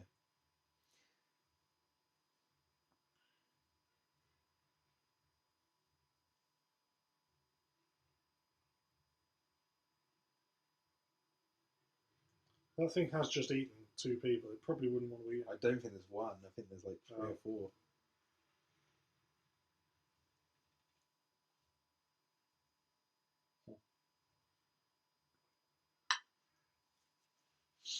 It makes the struggle in this movie feel a bit more real, doesn't it?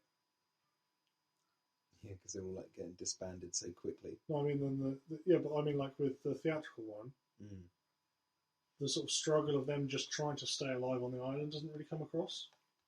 In what, sorry? In the theatrical release. It moves at a much quicker pace. Yeah, that's what I mean. So, like, the amount of struggle... This is great. Is still filming.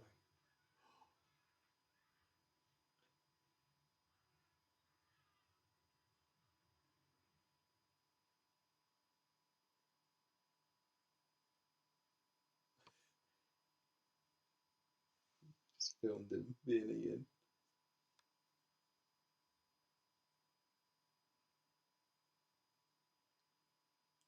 The thing is, what makes this film worth it, which we haven't even talked about yet, is what's coming up.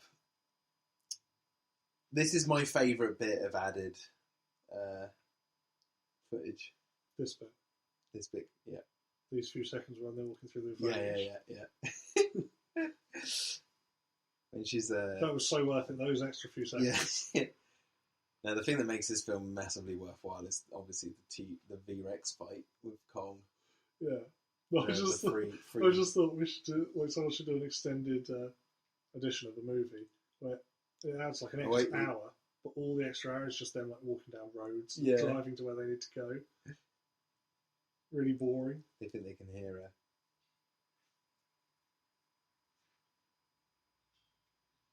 So let's see an Avatar.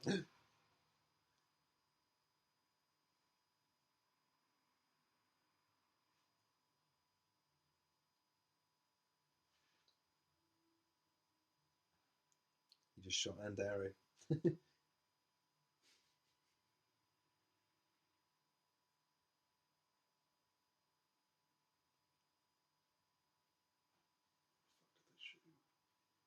shot this like giant prehistoric bird, and what's even more weird is it's a puppet. It is. It's not CGI. It looked weird. Yeah. How jarring did that look?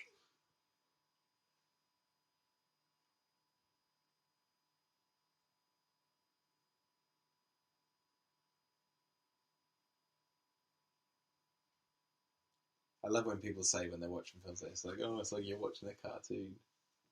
Like, if it's love cartoon. Yeah, so well, what's wrong with that? They're telling the story. It's all make believe. Yeah, none of it's real. Did no one tell you? And what does that say as well? Is the cartoon could probably do it better.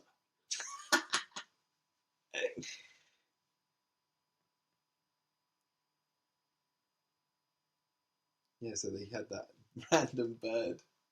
So not all the creatures that they've added so far, those lobster things, the piranha fish, the pachyrhinosaurus, the weird bird thing.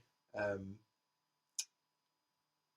think there's a couple of others as well. They didn't even question that bird. Nope, they just shot it and walked on. Maybe they've seen them before, because that's like, isn't that when they wiped out some of those big birds on islands? Yeah, well they like genuinely found things like that. Well, you get things like the obviously the dodo, moa birds and things like that. Though. Moa birds, yeah. Jimmy, Mr. Hayes.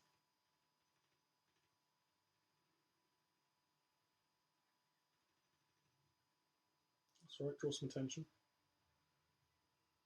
Oh. You done goof, boy. You done goofed.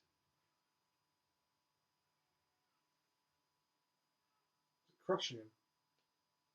He just pops him like toothpaste. Has he still got his gun? He just shoots him straight in the face right now. Kills him. That's the end of the movie. Shoots him right between the eyes.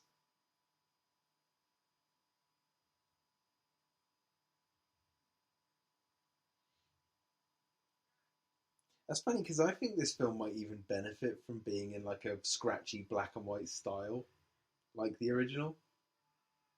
Like you take this film and just give it that black and white, washed out whites, and we should have watched this in black and white. We should definitely. Should we turn the colour down? Well, now? Yeah. We're running a commentary. We're not. Yeah. We're now going to turn. Oh wait, no, we can't. Yeah, no, we got to. No. We're in the best scene of the film. Doesn't matter. Let's do it. Yeah. Yeah, I think allowed. Right. Okay, we're now going to turn the colour down on our TV. Oh, you press the right buttons. Yeah. We're going to watch King Kong in black and white, just like the original. Contrast up a little bit, I think. Contrast is up. Can't. No, I'll do that. There you go. Just brighten this down a little bit. There you go. Look at how the effects pop now. That does look good.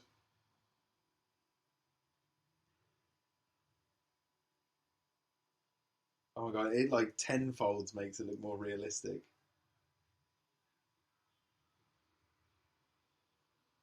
Well, I think because the colour and the lighting and stuff is the thing that is usually something that's wrong with CGI, isn't it? It's where you see the difference. Yeah. Honestly, if you're listening to this still, if you've managed to get this far through the commentary, like, holy crap, we should be watching this in black and white the entire time. That's another thing like in The Hobbit, where he falls down between the rocks and then they all slam down at the bottom. But do you know what's funny about that? Is that happens in the original Kong. The log gets stuck and their bodies fall for ages and hit the ground.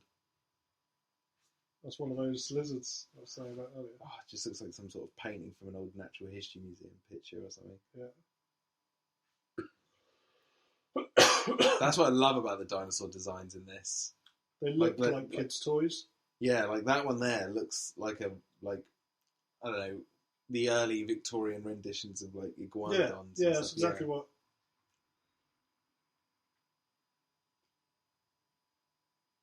That's cool. Oh my god, this is so much more. I was just about to say this has really added a lot to the movie.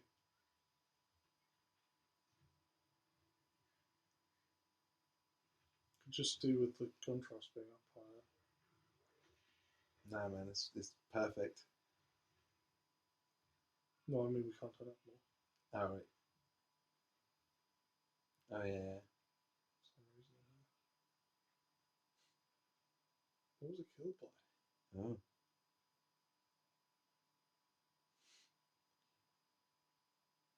Such a good sequence. Centipede things. This is the point of the movie where it just got so good because you're just like, ugh, it's hideous. That was a puppet there, wasn't it? No, that's all CG. No, not that bit, but the shot with the camera behind it looked like to me.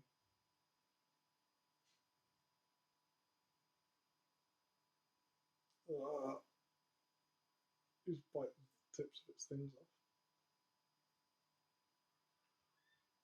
off. Ugh. Oh, here we go. This is what we've all been building to. This entire sequence is just insanely good.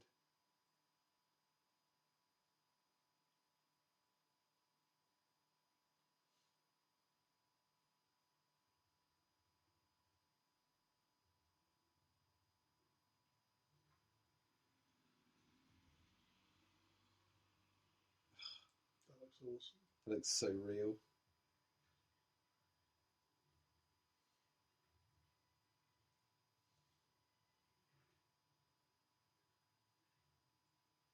Well, I can safely say, people who are listening, that I am never watching King Kong 2005 in colour ever again. It's another film to put on the list for being fucking good in black and white. Holy crap, this looks insane.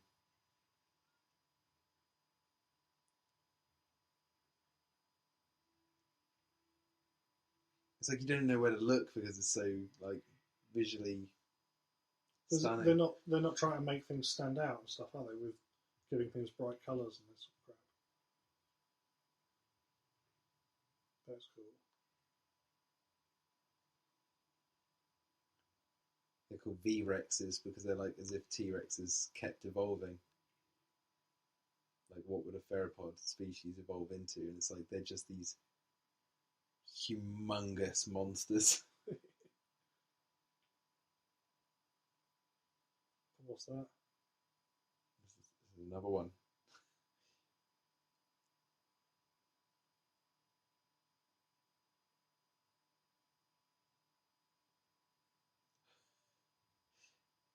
Oh god, it's so tense.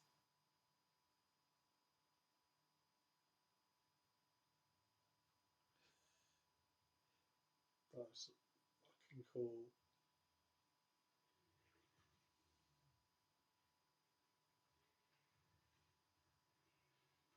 It's like a chicken.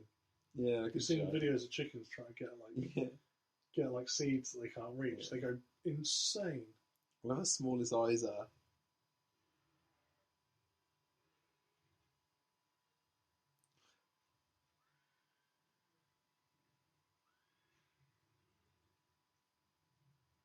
Did you say this whole sequence isn't in the theatrical one? Yeah, no, it is. Yeah, this whole... I remember it. I thought you said the fight with. So what fight? I thought you said this fight wasn't in the. Oh no, it was. Yeah. But this is what made it worth it. This whole fight sequence. So well done.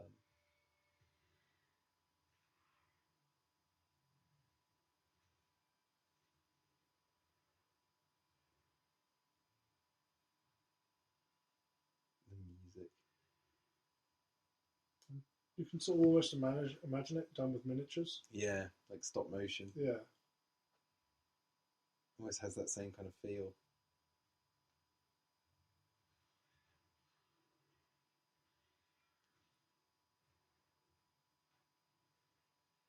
All for this tiny morsel.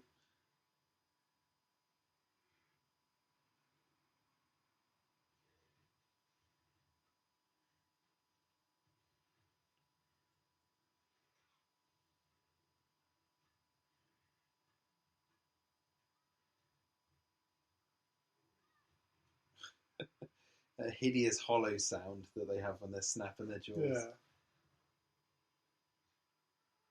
Because a dinosaur's head, like mouth, like that, it is basically like a big beak, isn't it? It's just a giant mouth. He killed one, didn't he, just a few seconds ago with that rock? So 1 down, 2 to go.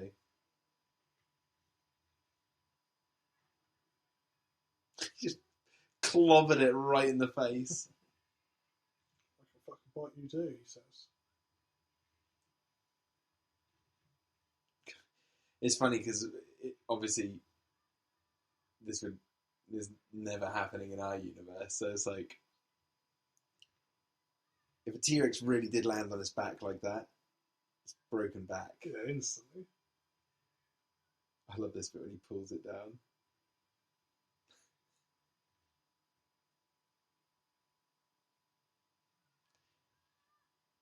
Kong had little mannerisms like that in the original where he like played with the bodies and stuff. Yeah. Killed things where he like they animated him so much like an ape playing with something that they added new ones in this that suit his character, like pulling the T-Rex's leg off there. That's such a Kong thing to do, to be like, just pull it off. That's cool. Oh, my favourite shot of the film's coming up. This bit. Ready? This shot. Yeah. That one? Yeah. No, I remember this bit. It's like the T-Rex is just like there, and then she swings into view, and it just looks at her like, ah, there you are. That's a cool shot.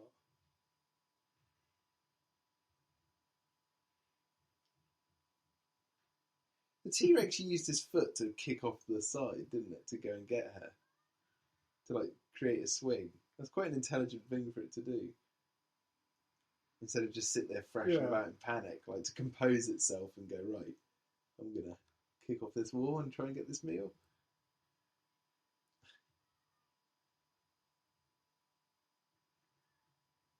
It's quite a different fight scene, isn't it? Oh. Yeah, 2 T-Rexes hanging in vines in a valley with a woman hanging from one's mouth while a giant ape tangles them up and tries to kill him.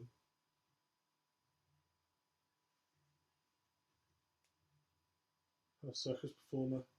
Exactly. Balance capabilities. They established it early on.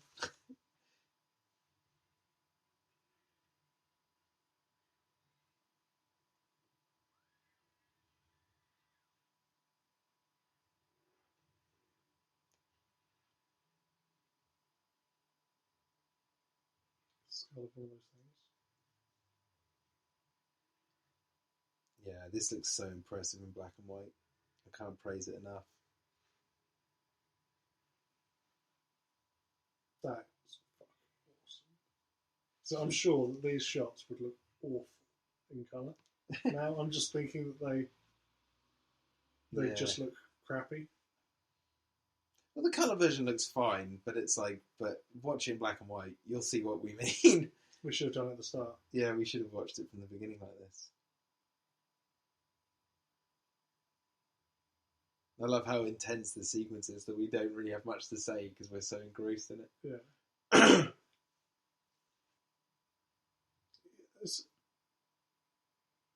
This is still like ages since the last bit of dialogue. Yeah. There's really little dialogue in the middle of this movie. Yeah, when you get to the island. That is such a cool shot. Yeah. Oh, he ripped his tongue off.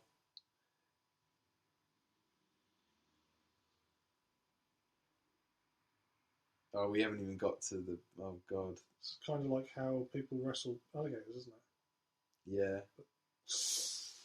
Oh. Oh, he's discovered that that's the way he has to kill them. It's so brutal.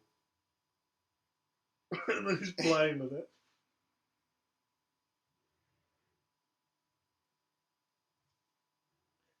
That is what chimps do, though, isn't it? That's what he does in the original film.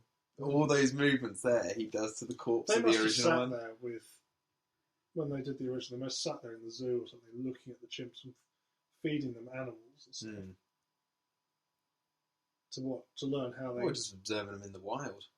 Yeah, but like in those days, that wasn't a particularly easy thing to do, was it?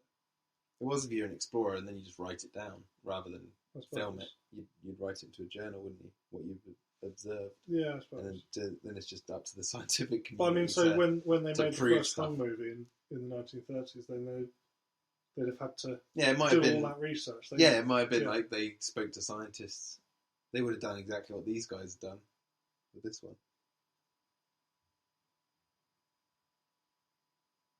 But I mean, like, instead of sitting there analysing hours and hours of videos of monkeys and stuff, they've had to go and watch them doing it.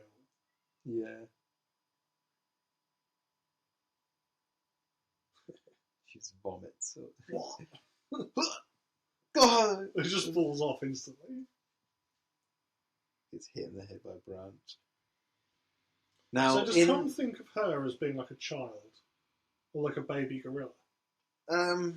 Or just something that they want to look after.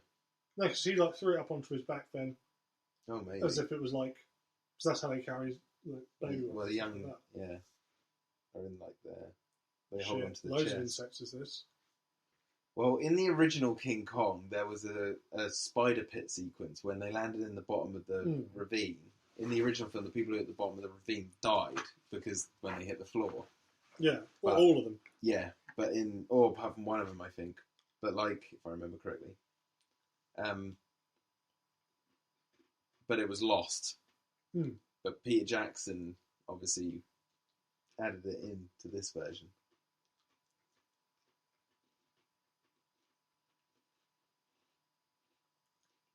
I can barely hear the sound now. Yeah. It's like we're watching a silent movie. The best silent movie ever made. Well, I wouldn't mind if little cards came up every now and then saying... We're about to see what's going to kill Andy Serkis.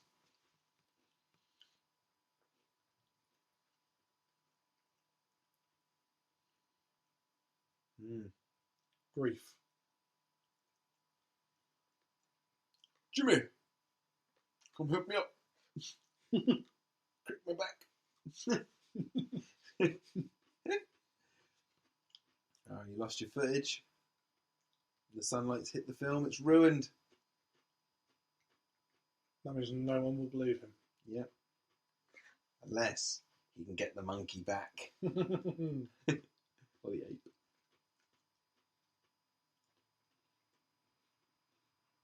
Oh, this sequence is so hideous. He's someone who looks really good in black and white. Mm. He looks like some really sort of like smooth, suave French guy, doesn't he? These are the things that kill Andy Serkis. Oh my god, look at it. Oh.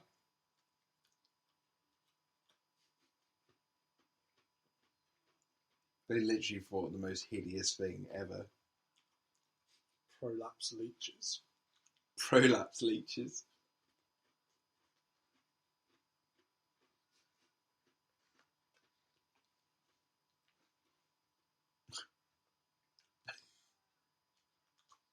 It's disgusting. That's his own leg. Yeah, it's eating his leg. Oh, this. I think this is a family movie. You're watching these people like being shredded by these insects.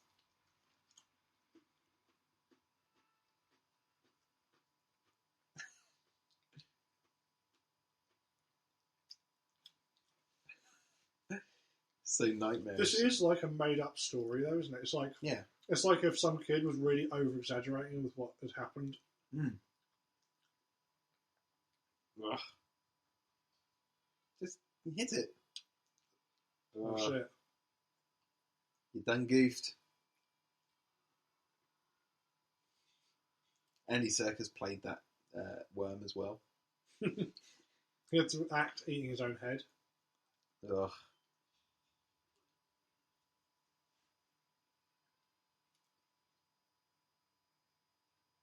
He saved one. Saved a film. Oh no. I thought he saved the film from the camera. It was actually a machine gun bullet.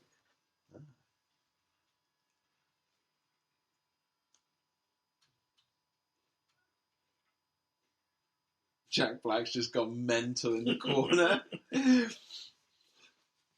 Carl Denham's just gone absolutely insane. He's like, "Nyah!" Look at him just playing with that corpse. Fighting over it. I don't even know what they're killing anymore. What's that? I don't even know what they're trying to kill anymore. Crickets. Why do the big crickets want to eat them? Crickets can be opportunists. Mm. If they're little like squidgy meals for them that have just dropped from the tops. They must feed on all the crap that falls down. The monkeys and stuff that fall down. Yeah.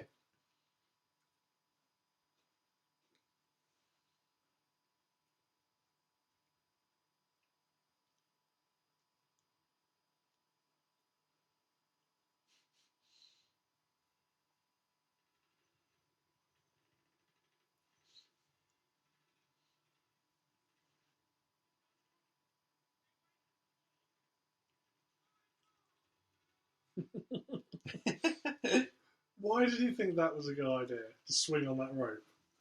Why not? Wouldn't you do that in that situation? When you go, look, you got to save their lives, right? We've got to do it by any means possible. There's all these insects. I'm going to swing down. Yeah, because if I fuck up in the funniest way possible. No, why didn't he just stand at the top with the rest of the guys that all thought, yeah, let's just stand at the top and shoot down if they're... He goes, no, fuck it, guys, I'm swinging in. Yeah. That's what I mean. He just demanded it. He's had to climb up a tree, tie up a rope above them, watching them all in danger underneath him. Yeah. He's seen this whole thing of like Andy Serkis getting killed and stuff like that. And he's like, hang on, guys, I'm just tying my rope up. I'll be down in a minute. He could just climb down and get his gun out. But he didn't. They chose not to help whilst he tied his rope up. That's amazing. He forced them to wait. He was above them watching them die whilst he tied his rope on so he could swing across. Do you reckon those other guys, they stood up there going, no, they're not in enough danger yet. Only 2 of them have died. Yeah. We'll wait until they're really in danger. We'll wait until the main characters are left. Yeah. And then we'll continue.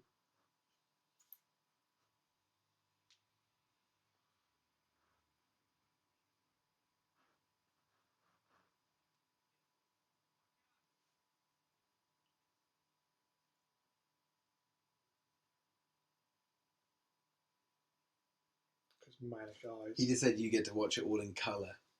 No, we don't. It looks shit in colour.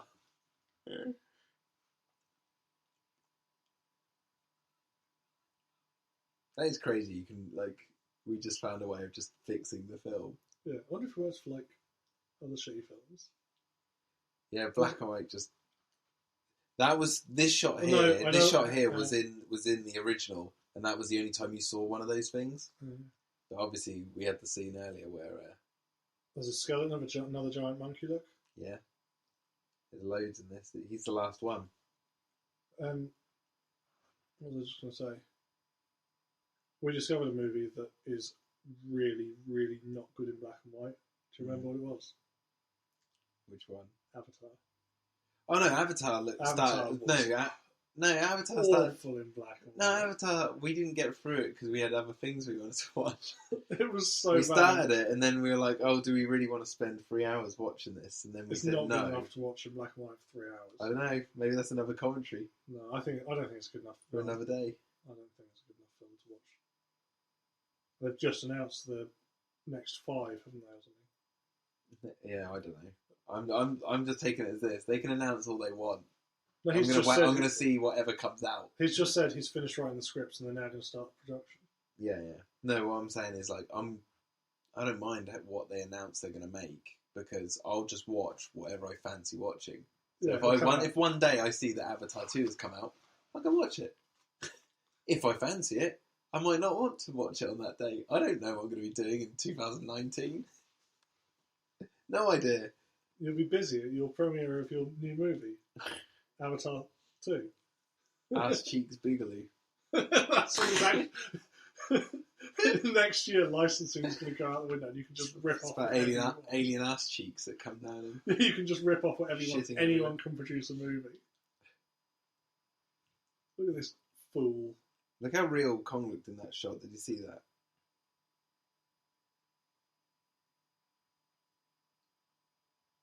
Like his hand was in the shot, and it just looked real. He just knocks her off the cliff because he's bored of her now. Is this what he does? Just goes and sits looking out to sea? Yeah, pondering life. He's bored. Smoking up. He just sets fire to a bush next to him. Her tricks aren't doing it now. I don't think that the wall that the natives built is really going to stop him. No. Not if he really wanted to.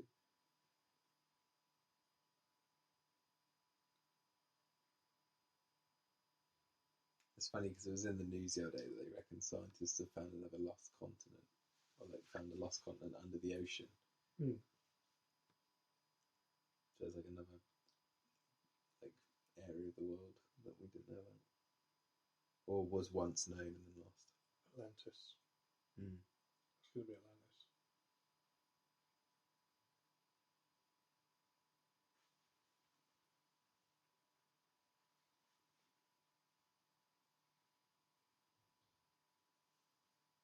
This is how they got the sappiness of Kong when he's looking at the sunset and she's like, beautiful, and touches her chest.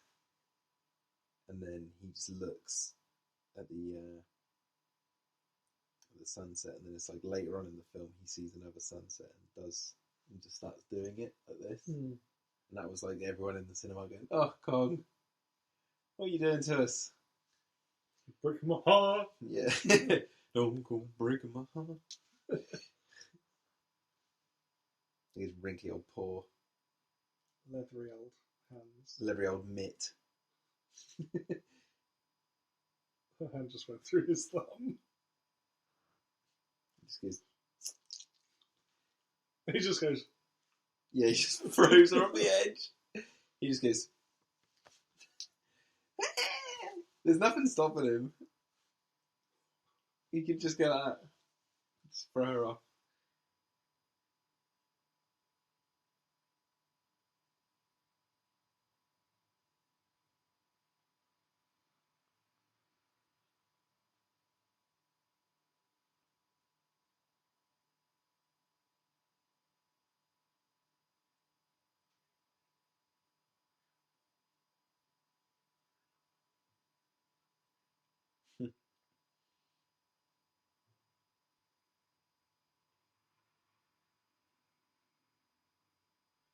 I haven't watched Indiana Jones in a long time. Oh, I love those movies.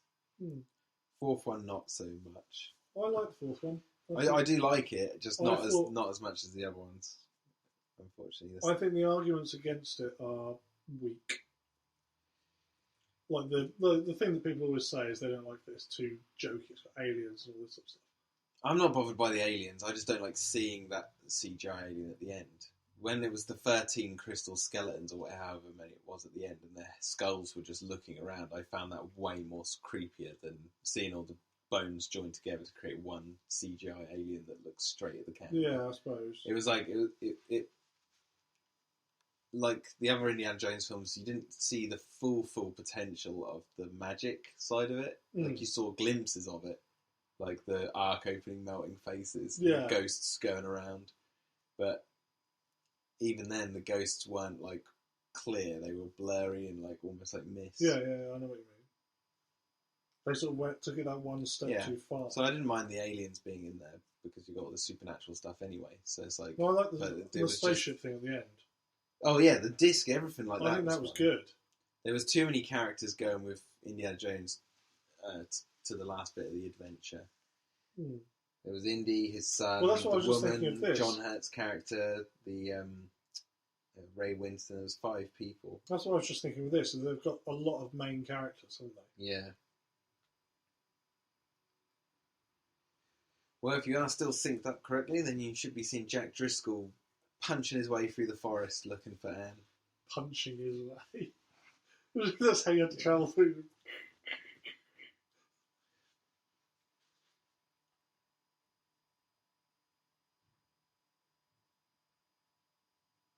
Dole Kong. This almost looks like a shot from the original. That one of Anne. So it seems like this that I was thinking of, does he think of her as like a baby monkey? Or a pet. Can animals like have the idea of a pet? I have no idea. I know of one species. Hermans. Homins. Hermans. Hermans. But I don't know, I suppose some chimps maybe. Maybe, based on no scientific evidence whatsoever. So yeah, maybe. Yes. Maybe, whatever. I'll throw a coin in the pond, see where it lands. Wish me luck. You could have said anything then. I know. See, look how many Kongs died in this cave. What happened in this cave? How many Kongs died in the They all just die of old age up there? Or were they hunted? Did something come in and kill them all, like a disease? The humans. They went there and killed them. No, but they worshipped him, right? No, maybe they killed him. Maybe they killed them all off. That's what fed them for years. They bring a sacrifice to draw him close, just to kill him. Or maybe Kong at them. Maybe he is a cannibal. Yeah, Kong is the villain. That's why the little human cannibals look up to him. That's why he's always so angry as well. He's a big cannibal. And that's why he's always so angry, is because he's got like anger problems. He's killed all of the other monkeys. And he's just debating whether to eat Anne or not, because he thinks she might be off food.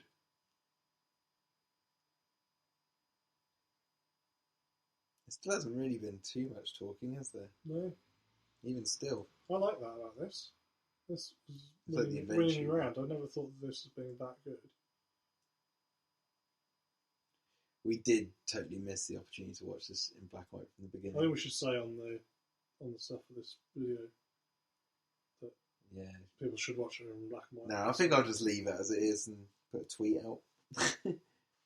Cool. Well, no, let's let people go back and watch it from the start at a later date in black and white. Yeah, a nice little treat for them. I know I'm going to. Yeah, I'm definitely. Yeah, well, whenever I fancy watching this again, I'm definitely going to watch it. I might even put a little note in the case. That's a good idea. I might go through all mine and put notes in the ones that I think. You should watch in black and white. Yeah. Hint: watch in black and white. Watch in black and white. Just get a marker pen and scroll it across the front of the case. Black and white only. And then go into the shop and just like leave little notes saying black and white only. You know what you should do?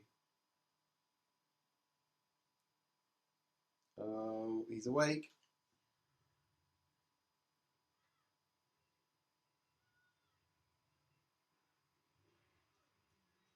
Oh shit, son. You've done goofed. There's all these bats. Why are they all so angry? Because it's all like the island. Anger Island. Yes, because like the island's sinking, so the animals are really ferocious because there's all like they're all just eating each other. Yeah. Because there's not much space. Does this imply they all grow really fast as well? I think it just implies that the continent was once massive, so they were all just huge species because they had so much room. I think that is literally the explanation.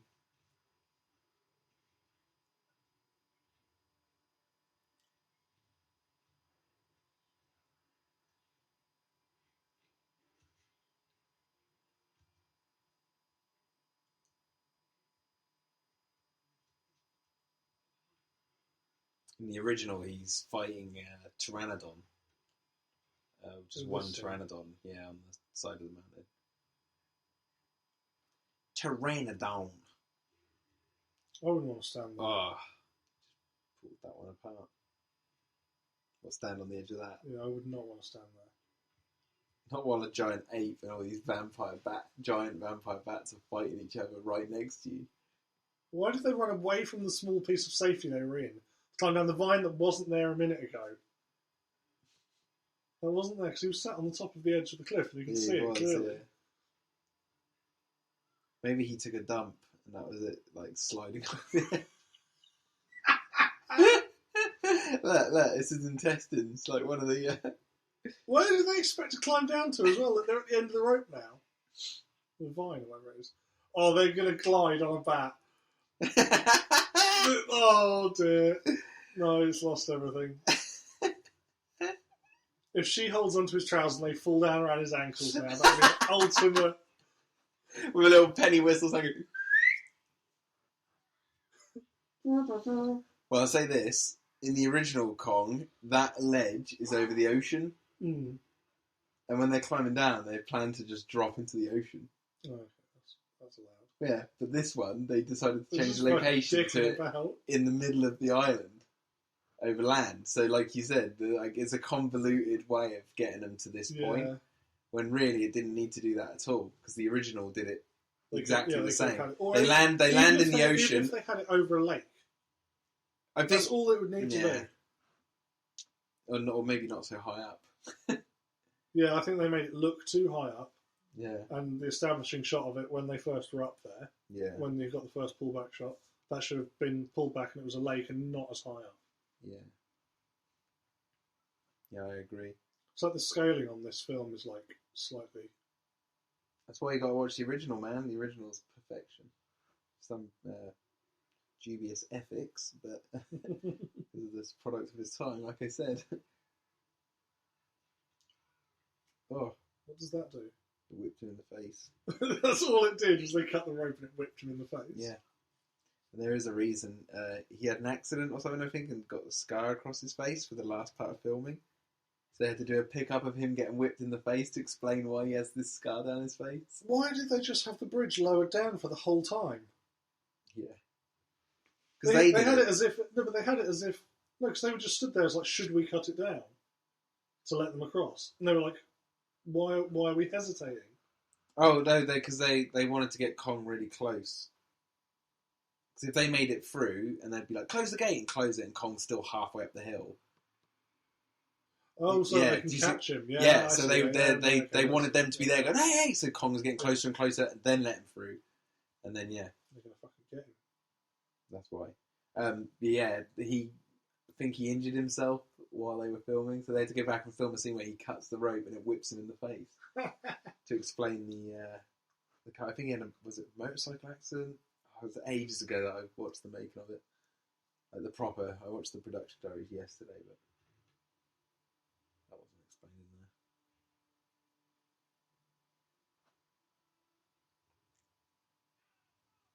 there. Why didn't Kong just climb over the top? Yeah.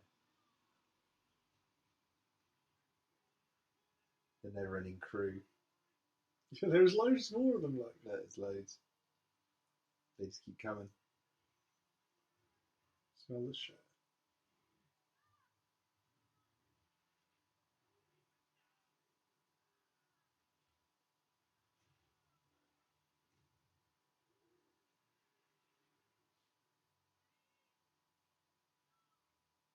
This is a great looking scene. Yeah. Yeah, and then you got the flying back gliding bit. Yeah, I'd clip that bit out. I would have just changed the location of his lair.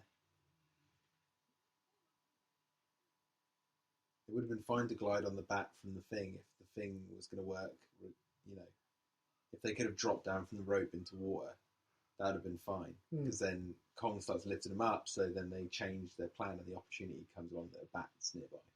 Done.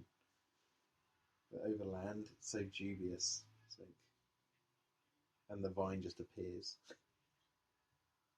Yeah, no, that whole sequence is just a bit choppy. Should have been chopped out.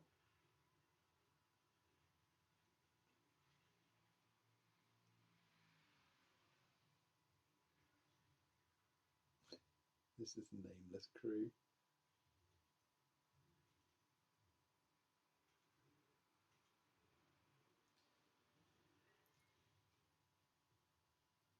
It's funny how Kong, in this one, he's 25 feet tall or something. And then you look at the Toho Kong, and he's like Godzilla size. Yeah, that's going to be amazing. And then you look at the new one, Kong Skull Island, and he's sort of in the middle. Yeah. But it's like, still, he's absolutely massive, and he's going to fight Godzilla. Which Godzilla, though? The American one, not Shin Godzilla. The legendary one.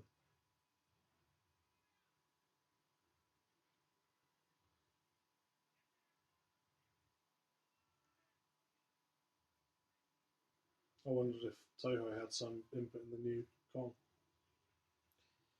There would have been some rights, I guess. Especially if they're having... But Kong's owned by Universal. No, the American Godzilla is still owned by Toho, though, isn't it? The rights to Godzilla, even in America, is still owned by Toho, isn't it? Yeah, but they gave Warner Brothers the rights to use it to make the remake, and the rights to Kong Universal sold to Warner Brothers. So then that's when they announced. How they can then put them together. Yeah. But you're right, Toho might have some rights to the Kong that they own, the one with the big Kong. The big Kong, yeah. Whereas Universal's Kong is more like this, smaller, and it's about him. Yeah. The Beauty and the Beast. So the Godzilla that's going to fight the Kong is going to be both the American ones. Just the Gareth American Edwards Godzilla one. and the American Kong. Yeah. Or as in the next movie Kong. Cool that he took a harpoon to the knee. I used to be a big monkey like you. And I took a harpoon to the knee.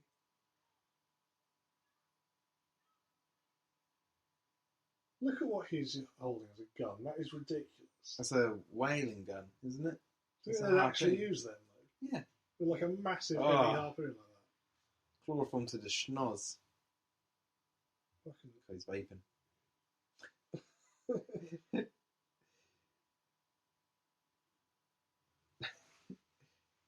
Tripping balls.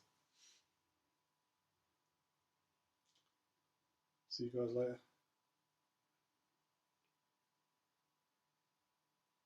There's really very little dialogue in this film, isn't there?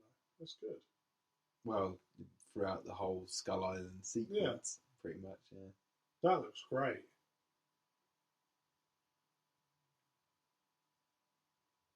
That's a great.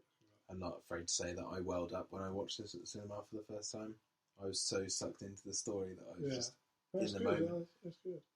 I was like, oh shit, they caught him. Even though I knew that he wasn't dead at this point, because that happens later, and I knew that was coming. I was like, oh crap.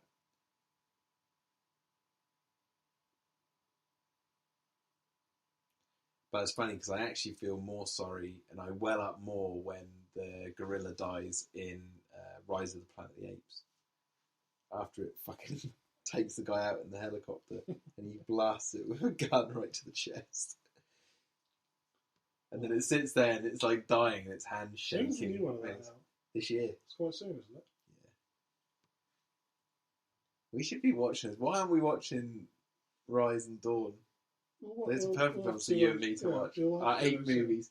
We should only watch 8 movies from now on. No, we should have King Kung Fu. No, we should have 8 April. 8 April? Or Monkey May. Monkey May. Monkey May or 8 April. 8 April, I like 8 April. 8 April. Well, we could have Alien April then, though. Monkey May. No. Monkey May. Alien April, Monkey May.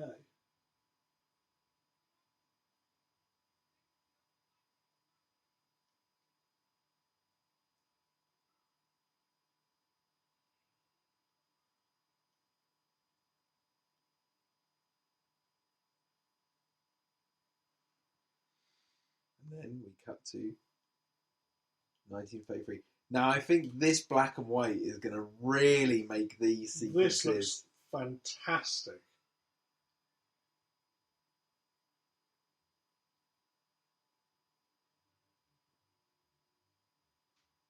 Yeah, we've made a good choice there. Yeah, this looks great in black and white. That really brings New York to life. It looks like it's like almost hand painted, doesn't it? Yeah, I love the overexposed light. Yeah, and that works really well with this.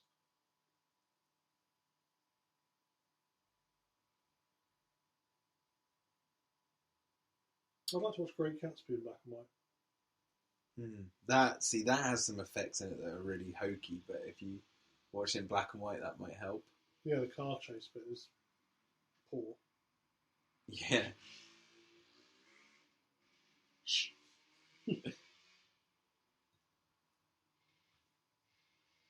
Yeah, I'll definitely watch Great Gatsby in black and white. This looks great. Yeah, this looks really good. Everyone listening, if there's anyone listening, would be like, oh god. Just saying it's great. We're not talking about anything we're seeing. Yeah, but this isn't really requiring any input, this whole sequence. No. See, you see that scar on his face? Scar. So that's when you said he had to go back. Yeah, he had to... Because he held his hand there and there's all the blood there, wasn't there? As well? Yeah, so they had to go back and shoot that a bit earlier. They couldn't just cover it up with makeup. Or CGI. They can make a monkey, but they couldn't remove a scar. It was cheaper for them to go back and film the whole extra scene than it was. Wait, we're gonna have to look that up. We're gonna have to look that up now because I'm now doubting the credibility of my memory. Yeah, but that's if not, then that's a completely pointless thing to add a scene in with him getting whipped in the face, then have the consistency to keep him having a scar there. I'm gonna look this up. Maybe he genuinely got whipped in the face. Maybe that's the thing. Or maybe that's in part of the story then. It wasn't a mistake. It was like they already wrote it in because it's meant to be like he got scarred from the island. No, I mean maybe when they were filming that scene, he got whipped in the face. Yeah. And genuinely got cut.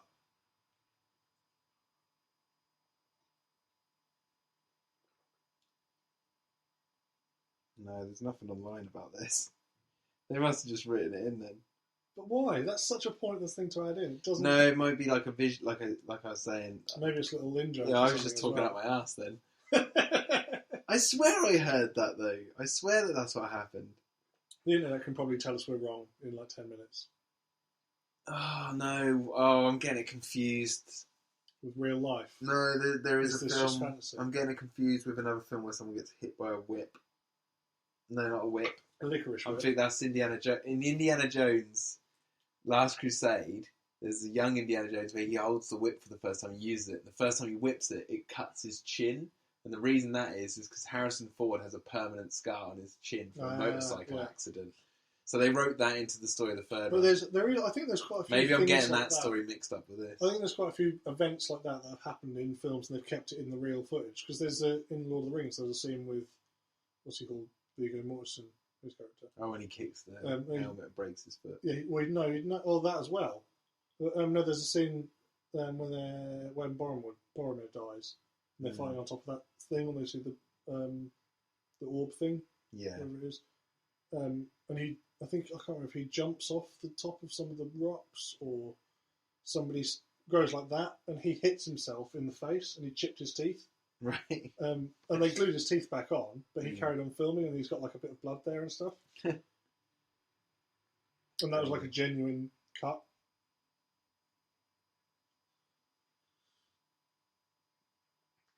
It was a really good casting picking him to be in this. Mm. He's not your first choice, is he? When you think of something like this. No, but he is. He has an almost. He comes across as being a director, though. Yeah. Doesn't he?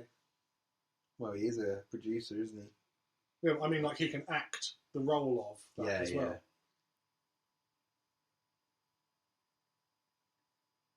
He can be like a slightly exaggerated idea of a producer or a director.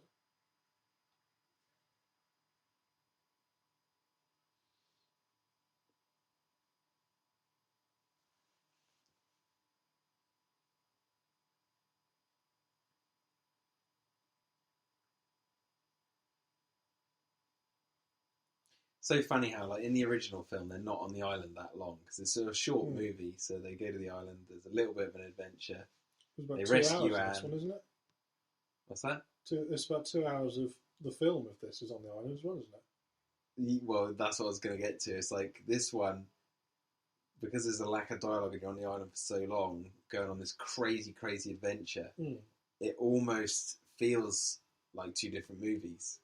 Like the opening of this film feels very much like the ending because it's in New York. There's all this. It's paced like this, and even the bit on the boat with the comedy and all that sort of stuff. And then it cuts the island. And it's this crazy rip-roaring adventure. And then you come back to this, and then it's like the blend of the two, because obviously Kong's about to escape. If you didn't know, spoilers. Fuck, spoilers, really? Yeah. Oh shit! Did anyone tell you that Kong dies at the end of this? Is Kong? He gets shot at by two helicopters with machine guns on the top of the Twin Towers, and you see his chest burst open with blood. Oh no, wait! I'm thinking of the 1976 King Kong film where that actually happens. It's like Die Hard or something. Yeah. They're laughing at him being terrified and nearly being killed. Or provoking an ape that is horrendously big.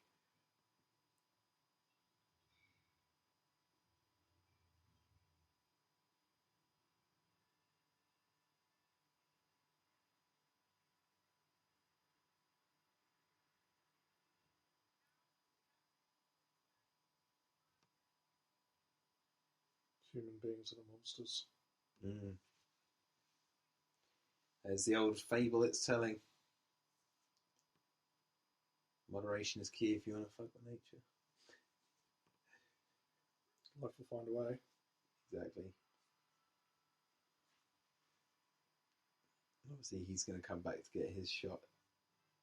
He's the adventurer in the story. Yeah. So Jet Black's character's not even like crediting Anne. Well, he's crediting Anne, obviously, but Jack Driscoll's character, even though he went and saved Anne. The costume design in this is great. Oh, you see all those all the tribe here. That's exactly how they look in the original film. The actual ones. When they go to the island and see the tribe, that's what they look like. And they're doing that same dance with that music as well. That's cool. I don't think they do that dance. He could play the role of an evil Nazi guy. Oh, yeah, that is makeup. Like, you can tell. Okay, so that is part of the story, because what the line he just said there, he said you can each get a, what was it, you can each get a piece of it for the price of an admission ticket, talking about Kong. And it's like, yeah, he's been scarred by going to the island. He's learned his lesson. He doesn't feel proud about what he's done, all that sort of stuff.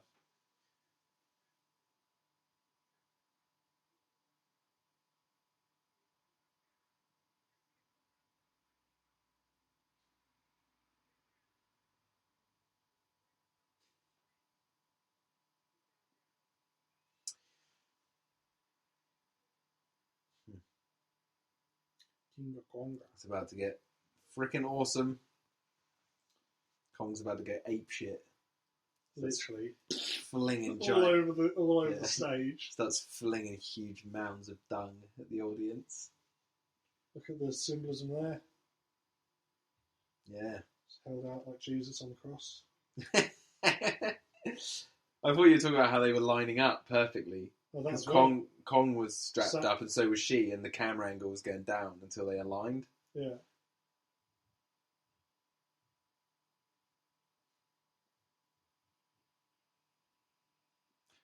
But that's not her. No, it's an actress. He's like, that's the fucking... Oh, he's pissed. I think he breaks out and just runs into that crowd, just starts pulverising. That's what he's about to do, isn't it? Yeah, but I mean, like, really brutally. He doesn't like decimate people in this, does he? Not like throwing crowds and stuff. He pretty close. Was he? Yeah, it's pretty brutal what he does. Well, not that bad, but you saw what happened to Andy Serkis in this film, right? This one doesn't give a shit about the characters. He'll eat him up and shit him out.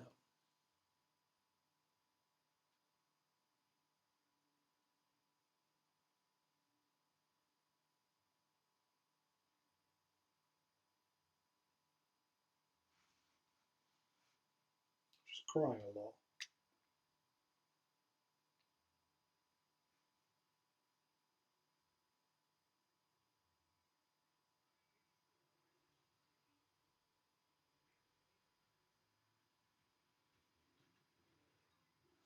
So like flashing lights.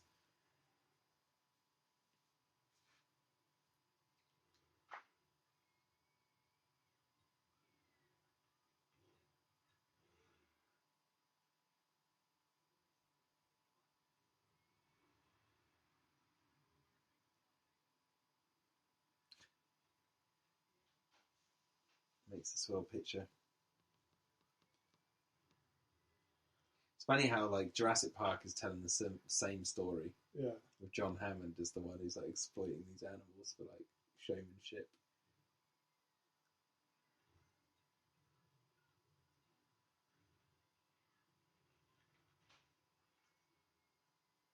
And it's always cool because it's like, yeah, don't fuck with nature. That's a lesson in life everyone knows.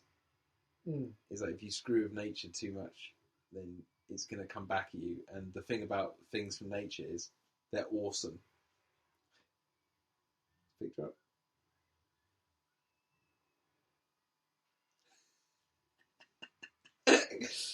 Here we go. She's fucked. Oh, it does. Yeah, it does. I don't remember this. This is so awesome. How did it get in there? Through the back, I guess. Through the back passage. Through the back passage. I remember you. Oh, you're in a lot of trouble.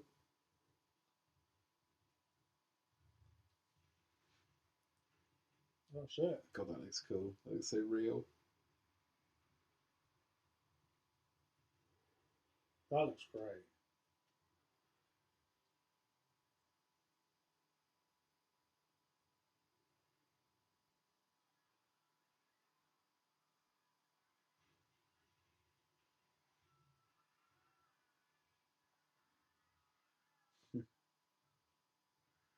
That guy there was Bob Burns, and he's the guy who owns the original Kong puppet, like in his collection of movie props and stuff. That's I learned that from the production diary. Even I know who Bob Burns is because there's a whole documentary on the Alien Blu-ray about what he's got in his collection. So he got like one of the best collections. Oh yeah, it's crazy what he's got. Was he a model maker or something? No, he's just someone who asked if he could have some movie props one day, and then eventually, like more and more people in Hollywood were like, "Do you want to look after this?" And he ended up becoming cool. like an archiver. Does he have like a place you can go and see him and stuff? Mm-hmm. Cool. It's called the Bob Burns Museum, but nice. Don't quote me on that, people. I'm pulling from memory here. Is it in Hollywood? I don't know. No, I don't think so. Like that. I love this. He's just looking for all the blonde women, isn't he? Yeah. You shouldn't have seen him put her down. He just flung her away. Yeah.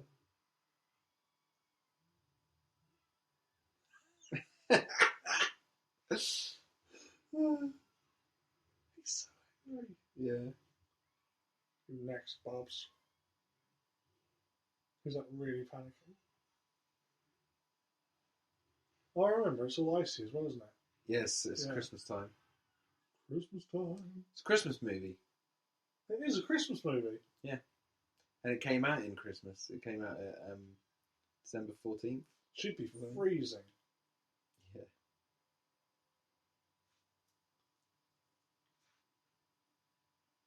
I think the Christmas element was added just because there's a lot of reasons in terms of films for why you would set it at Christmas with like a jungle setting. I know they did it in Jurassic World to have the kind of quick shot of somewhere cold, and then you instantly go to the island, so you should feel like the world like sudden, hey, we're in a tropical place now because look how vastly different it is. Yeah, they use the different colour palettes. I think that's what they did with this as well. Obviously, in the original, it goes back to New York, so this one has to go back to New York. But in the original, it's not set at Christmas. So his arm's stuck in it.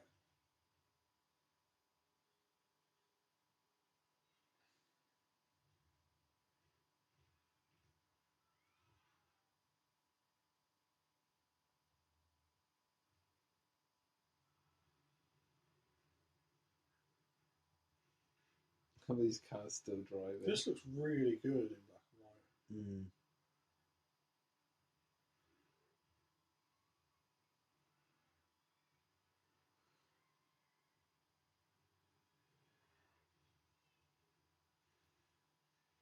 It's like even the crazier like effect shots are enhanced.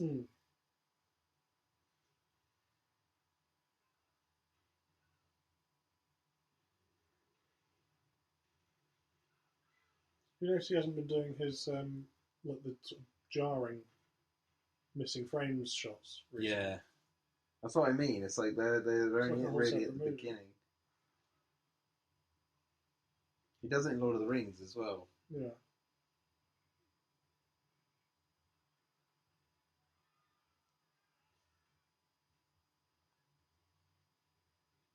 Because a lot of stuff happens in this film, isn't there, really? What, in this film? Yeah. I mean, like, because they had the bit when they struggled to get to the island. And, yeah. That's what I'm saying. Like, this is what I meant by it was a really ambitious film because they put a lot of work into it. Even though, like, some of the effects, look a bit hokey at times in places. There's so much great effects in it. And I think this is something that is fucking awesome.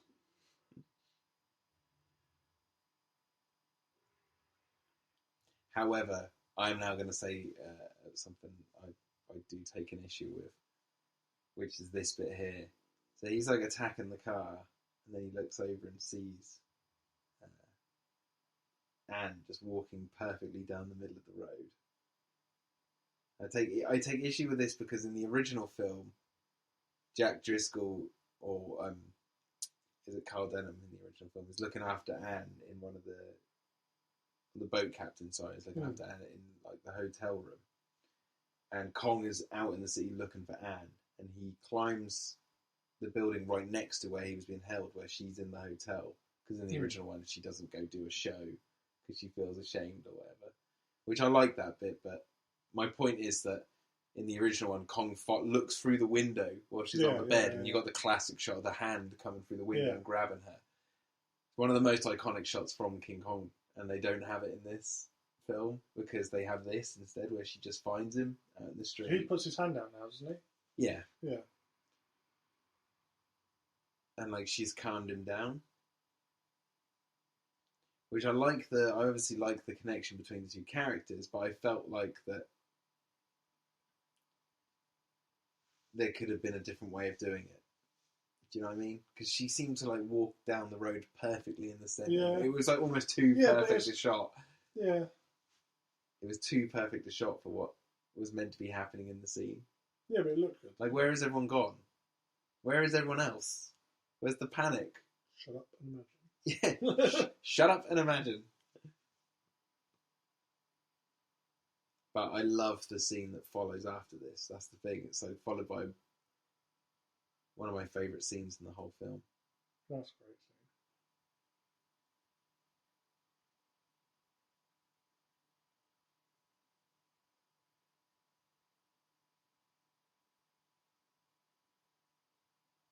Just bites her arm off. Or his eyesight's really bad. He just thinks that's not her and throws her aside. He's got because she's got all makeup and different clothes on.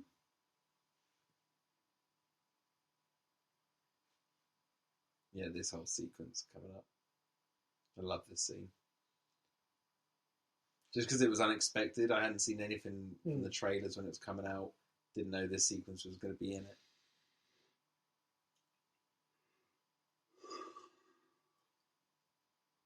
It's funny, there's no one around. It's almost like slow motion. This scene. It's Christmas time. Yeah. Now, I'll have to say, the effects have been super enhanced since we've been watching this in black and white, and there's a bit in this sequence where Kong rolls in the snow, and all the snow's on his fur, and it looks insanely real when you watch it normally. So I can't wait to see what it looks like in this bit. This is a great fun little sequence.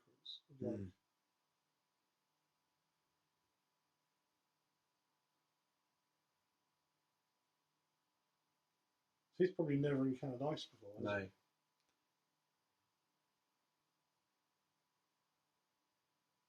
Very cold ass. Yeah. Numb bum.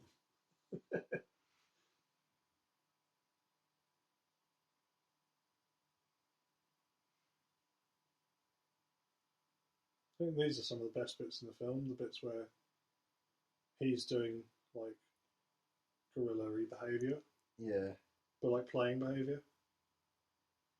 Because this would all be Andy Serkis having sat there and watched them doing it. Like doing weird stuff. Yeah. Human-like qualities. Here you go. I think this is the snow bit coming up.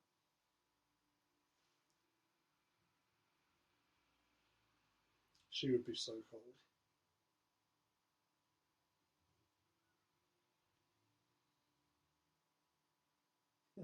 Yeah, that was good.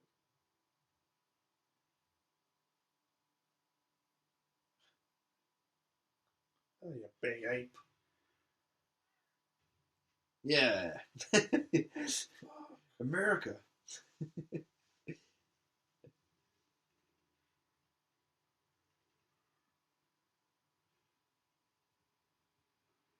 America. That was a part of the extended scene, I think. Oh no, this is an extended. Guy. Yeah, this is an extended scene.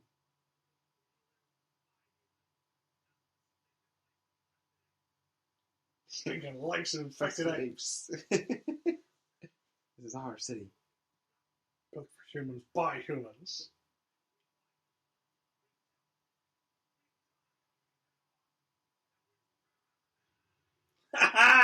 You fucking shit. Oh, that looks cool. Yeah.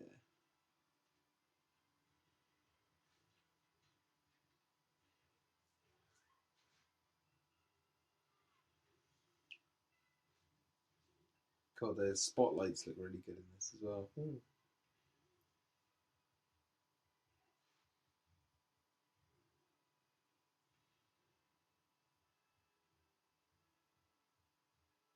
That looks really good.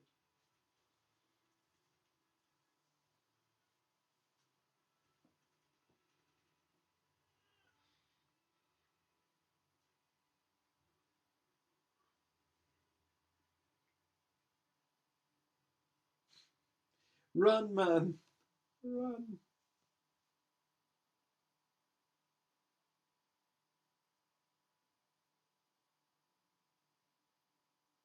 It's funny because that was the tallest, wasn't it, at the time in New York? Well, in the original movie, it didn't climb up the Empire State Building, did it? Yeah. It climbed up the Chrysler Building.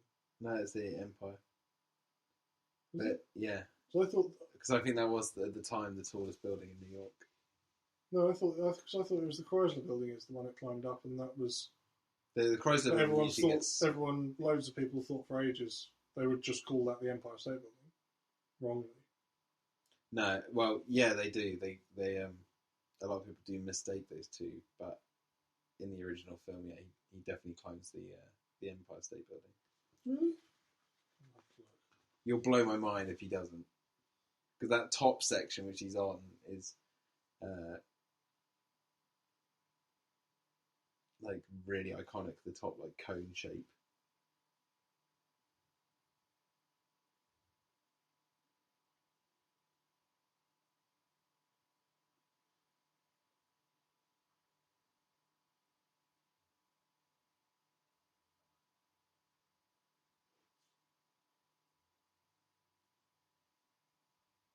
Yeah, no, it does say, yeah, it's the Empire State Building. Yeah.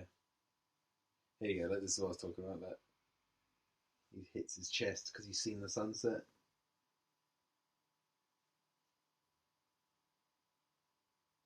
Like he did before. Like she did. Yeah, Before. like apes who communicate with sign language.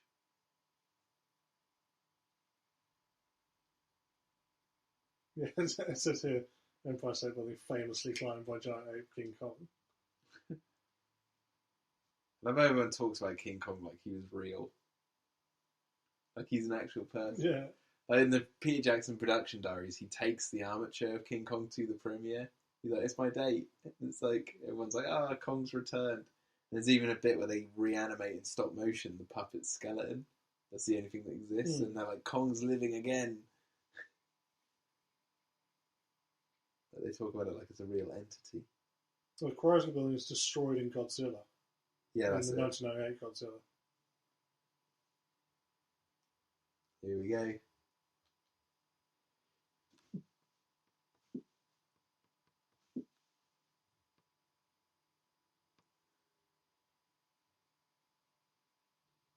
Oh, look at this. Look at this. These planes look great.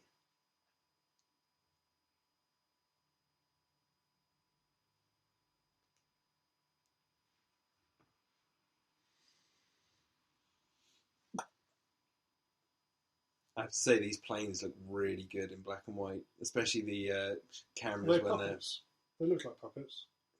No, they're CGI, I think, and then when it cuts to Are they not puppets? Are they not miniatures? No, I don't think so. They look like it might be when they have blow that up wobble of.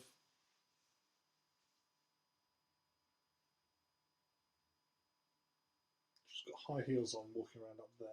Yeah. We're on the edge of the building.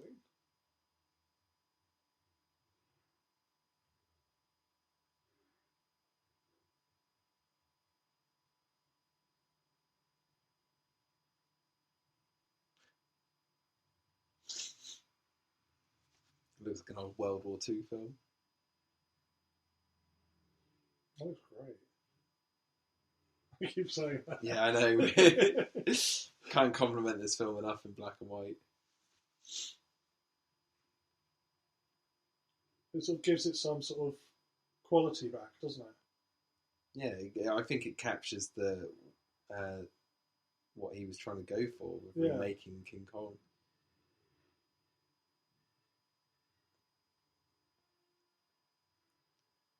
Do you reckon that like movie producers and stuff nowadays are afraid of doing things like making a movie in black and white? Yeah, I think that. Of course, you'd get. I love the aesthetic of black and white. I would make. But like, you wouldn't get. I make a lot of black and white stuff.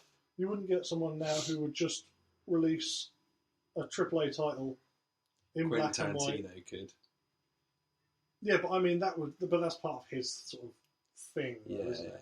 You mean but like you couldn't have like Spielberg did Schindler's List, didn't he? That was all in black and white, aside from the coat. Yeah, but I mean, like, say you had the new Marvel movie coming out. Yeah, if it just came out in black and white, like they didn't make a big deal out of that it was a black and white movie. It just came out in the cinema, and people were like, oh, it's in black and white. That's cool. Mm. It's kind of like you've got to use every single tool offered to you with movie making nowadays. Yeah.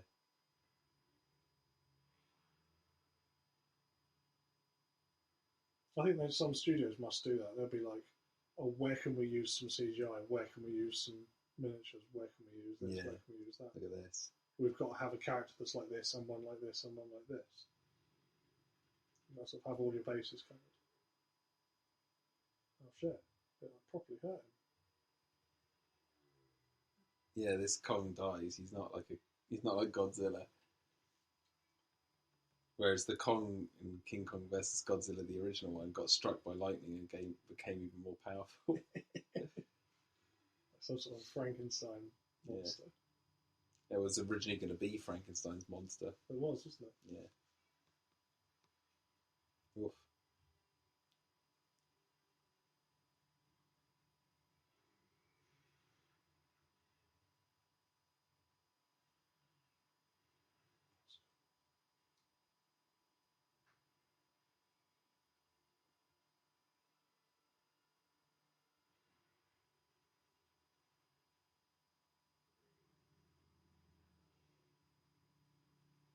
Do you reckon in this movie universe he would survive if he jumped off the top of that? What? And landed on the ground? Yeah. No.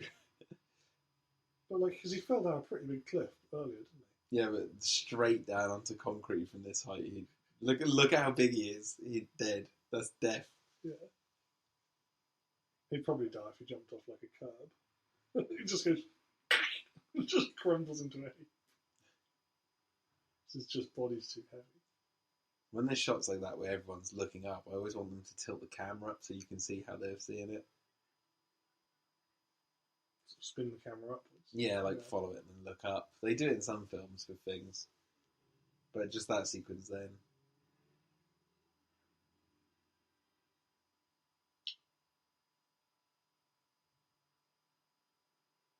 See, I put this and up there with The Thing and David Cronenberg's The Fly and The Lost World, Jurassic Park as some of the best remakes of old stories that have been told. Yeah. Or remakes of previous films or whatever.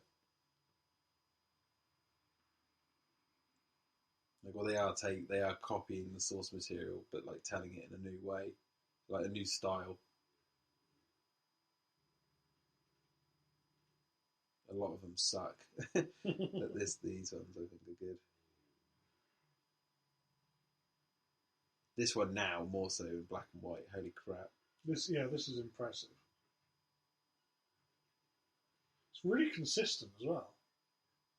Yeah, you can see the consistency more so. Yeah. They're both hanging off. Fucking hell. That's like Vertigo, like an Alfred Hitchcock Vertigo type thing.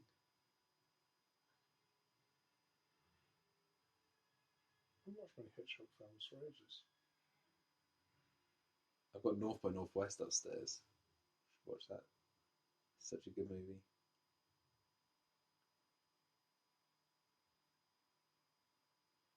Oh yeah, you're safe.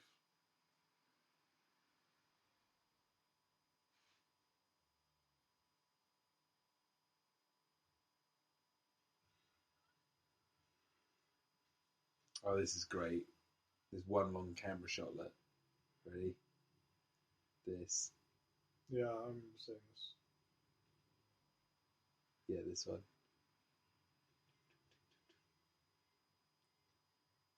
Just spins around.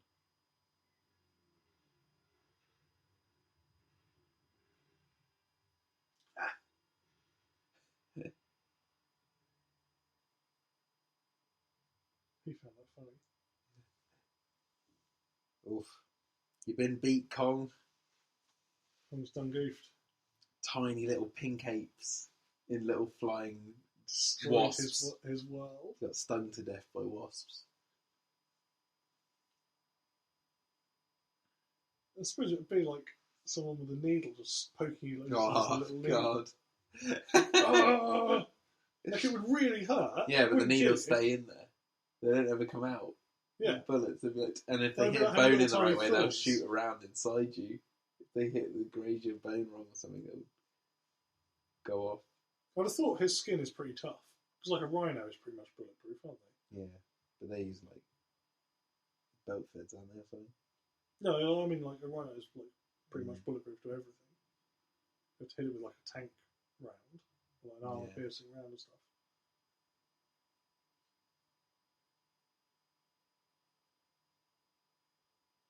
I like the detail, like the wheels spinning because of the wind. It's probably as far as your real plane, isn't it? I bet. If you believe it, then that means they've won their CGI. They won you over there. We didn't see his monkey balls there. No, he's got no monkey junk. Monkey junk. We're talking about monkey junk as he's about to get blown to pieces.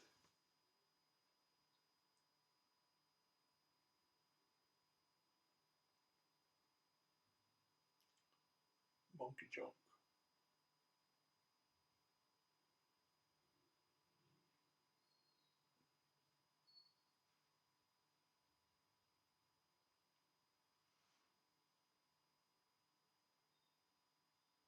It's time to go home. He just jumps down No. I'm surprised that wasn't mentioned sooner. Didn't even think of it.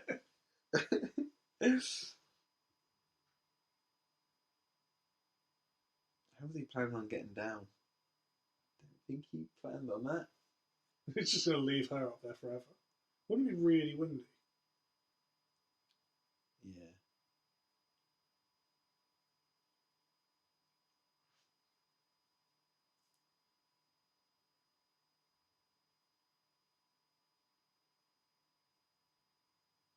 It's another long sequence without any real dialogue. I think that army guy was the last guy to talk, wasn't he, in the car? Yeah, the guy said, "Don't go in there." Yeah. And he's getting in the Or when she just shouted, "No." But that's that's it.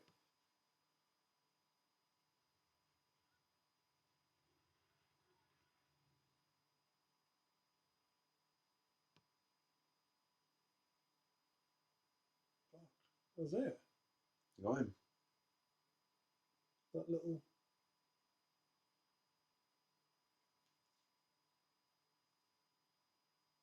There we go. Last of his species, probably going to get stuffed and put in a museum now. They've got him. Yeah. Real. This is a documentary. Yeah. Wait for those eyes to unfocus. Ready? There we are. He's gone. He's done goofed. He's gone. All because he wouldn't eat his dinner. That's what happens when people die in Hollywood. Their eyes just go... All because he wouldn't eat his dinner. This film is a giant metaphor for kids not to play with your food. And we've just overlooked something at that moment. He's going to land on some people there. Oh yeah, he's fallen to the ground. He's going to crush the people below him. They're going to see him coming. Either that or he's going to burst. Oh, God. Like a flesh balloon. That's like the ultimate version of this film. Yeah. It's like playing GTA. The old ones. Wasted. The top-down view. Yeah, you could have done that in black and white with those planes. It was like, wasted. Imagine watching this whole film for 3.5 hours. Right at the end. That's the climax of the movie. It just goes, wasted. Here comes another ape climbing up the building. They shoot him down too. They're like, sorry, there's another ape up top. Pink ape. Like, get him, boy. He's like, no. That'd be really funny to tell these actors that, guess what, you're not the only apes to have been on top of the Empire State Building. 3 different apes have been up there. And the ones who made it.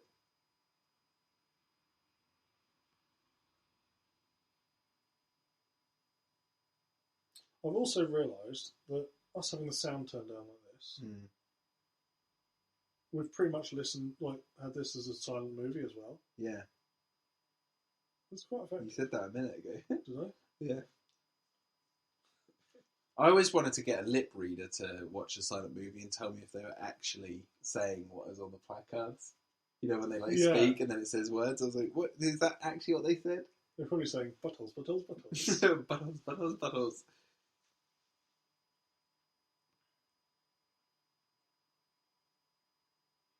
Just think, in the mind of all these extras in the background, they had thought themselves into the character of who they were. Someone who's intrigued enough to look at a dead giant ape. Yeah, but I mean, like, they're being paid to be extras, but they're stood there on the day as an extra and going, right, I'm playing the role of, I'm Ron the Baker. Yeah. They'd all made up these roles. Ron the Baker. Who they're being in the background, just to be in there for like a quarter of a second. There he says the famous last lines of the original film. I'll be back. It's like, the planes got him. No, it wasn't the planes. It was Beauty stayed the beast. Beauty killed the beast. Beauty the Beast out soon. It's exactly the same as this. There we go. That was good. That was the end. Well, I hope you enjoyed listening to us waffle on for 3 hours. Black and white was a good choice. Yes. Watch this in black and white. There you go. See you later, guys. Bye. Bye-bye.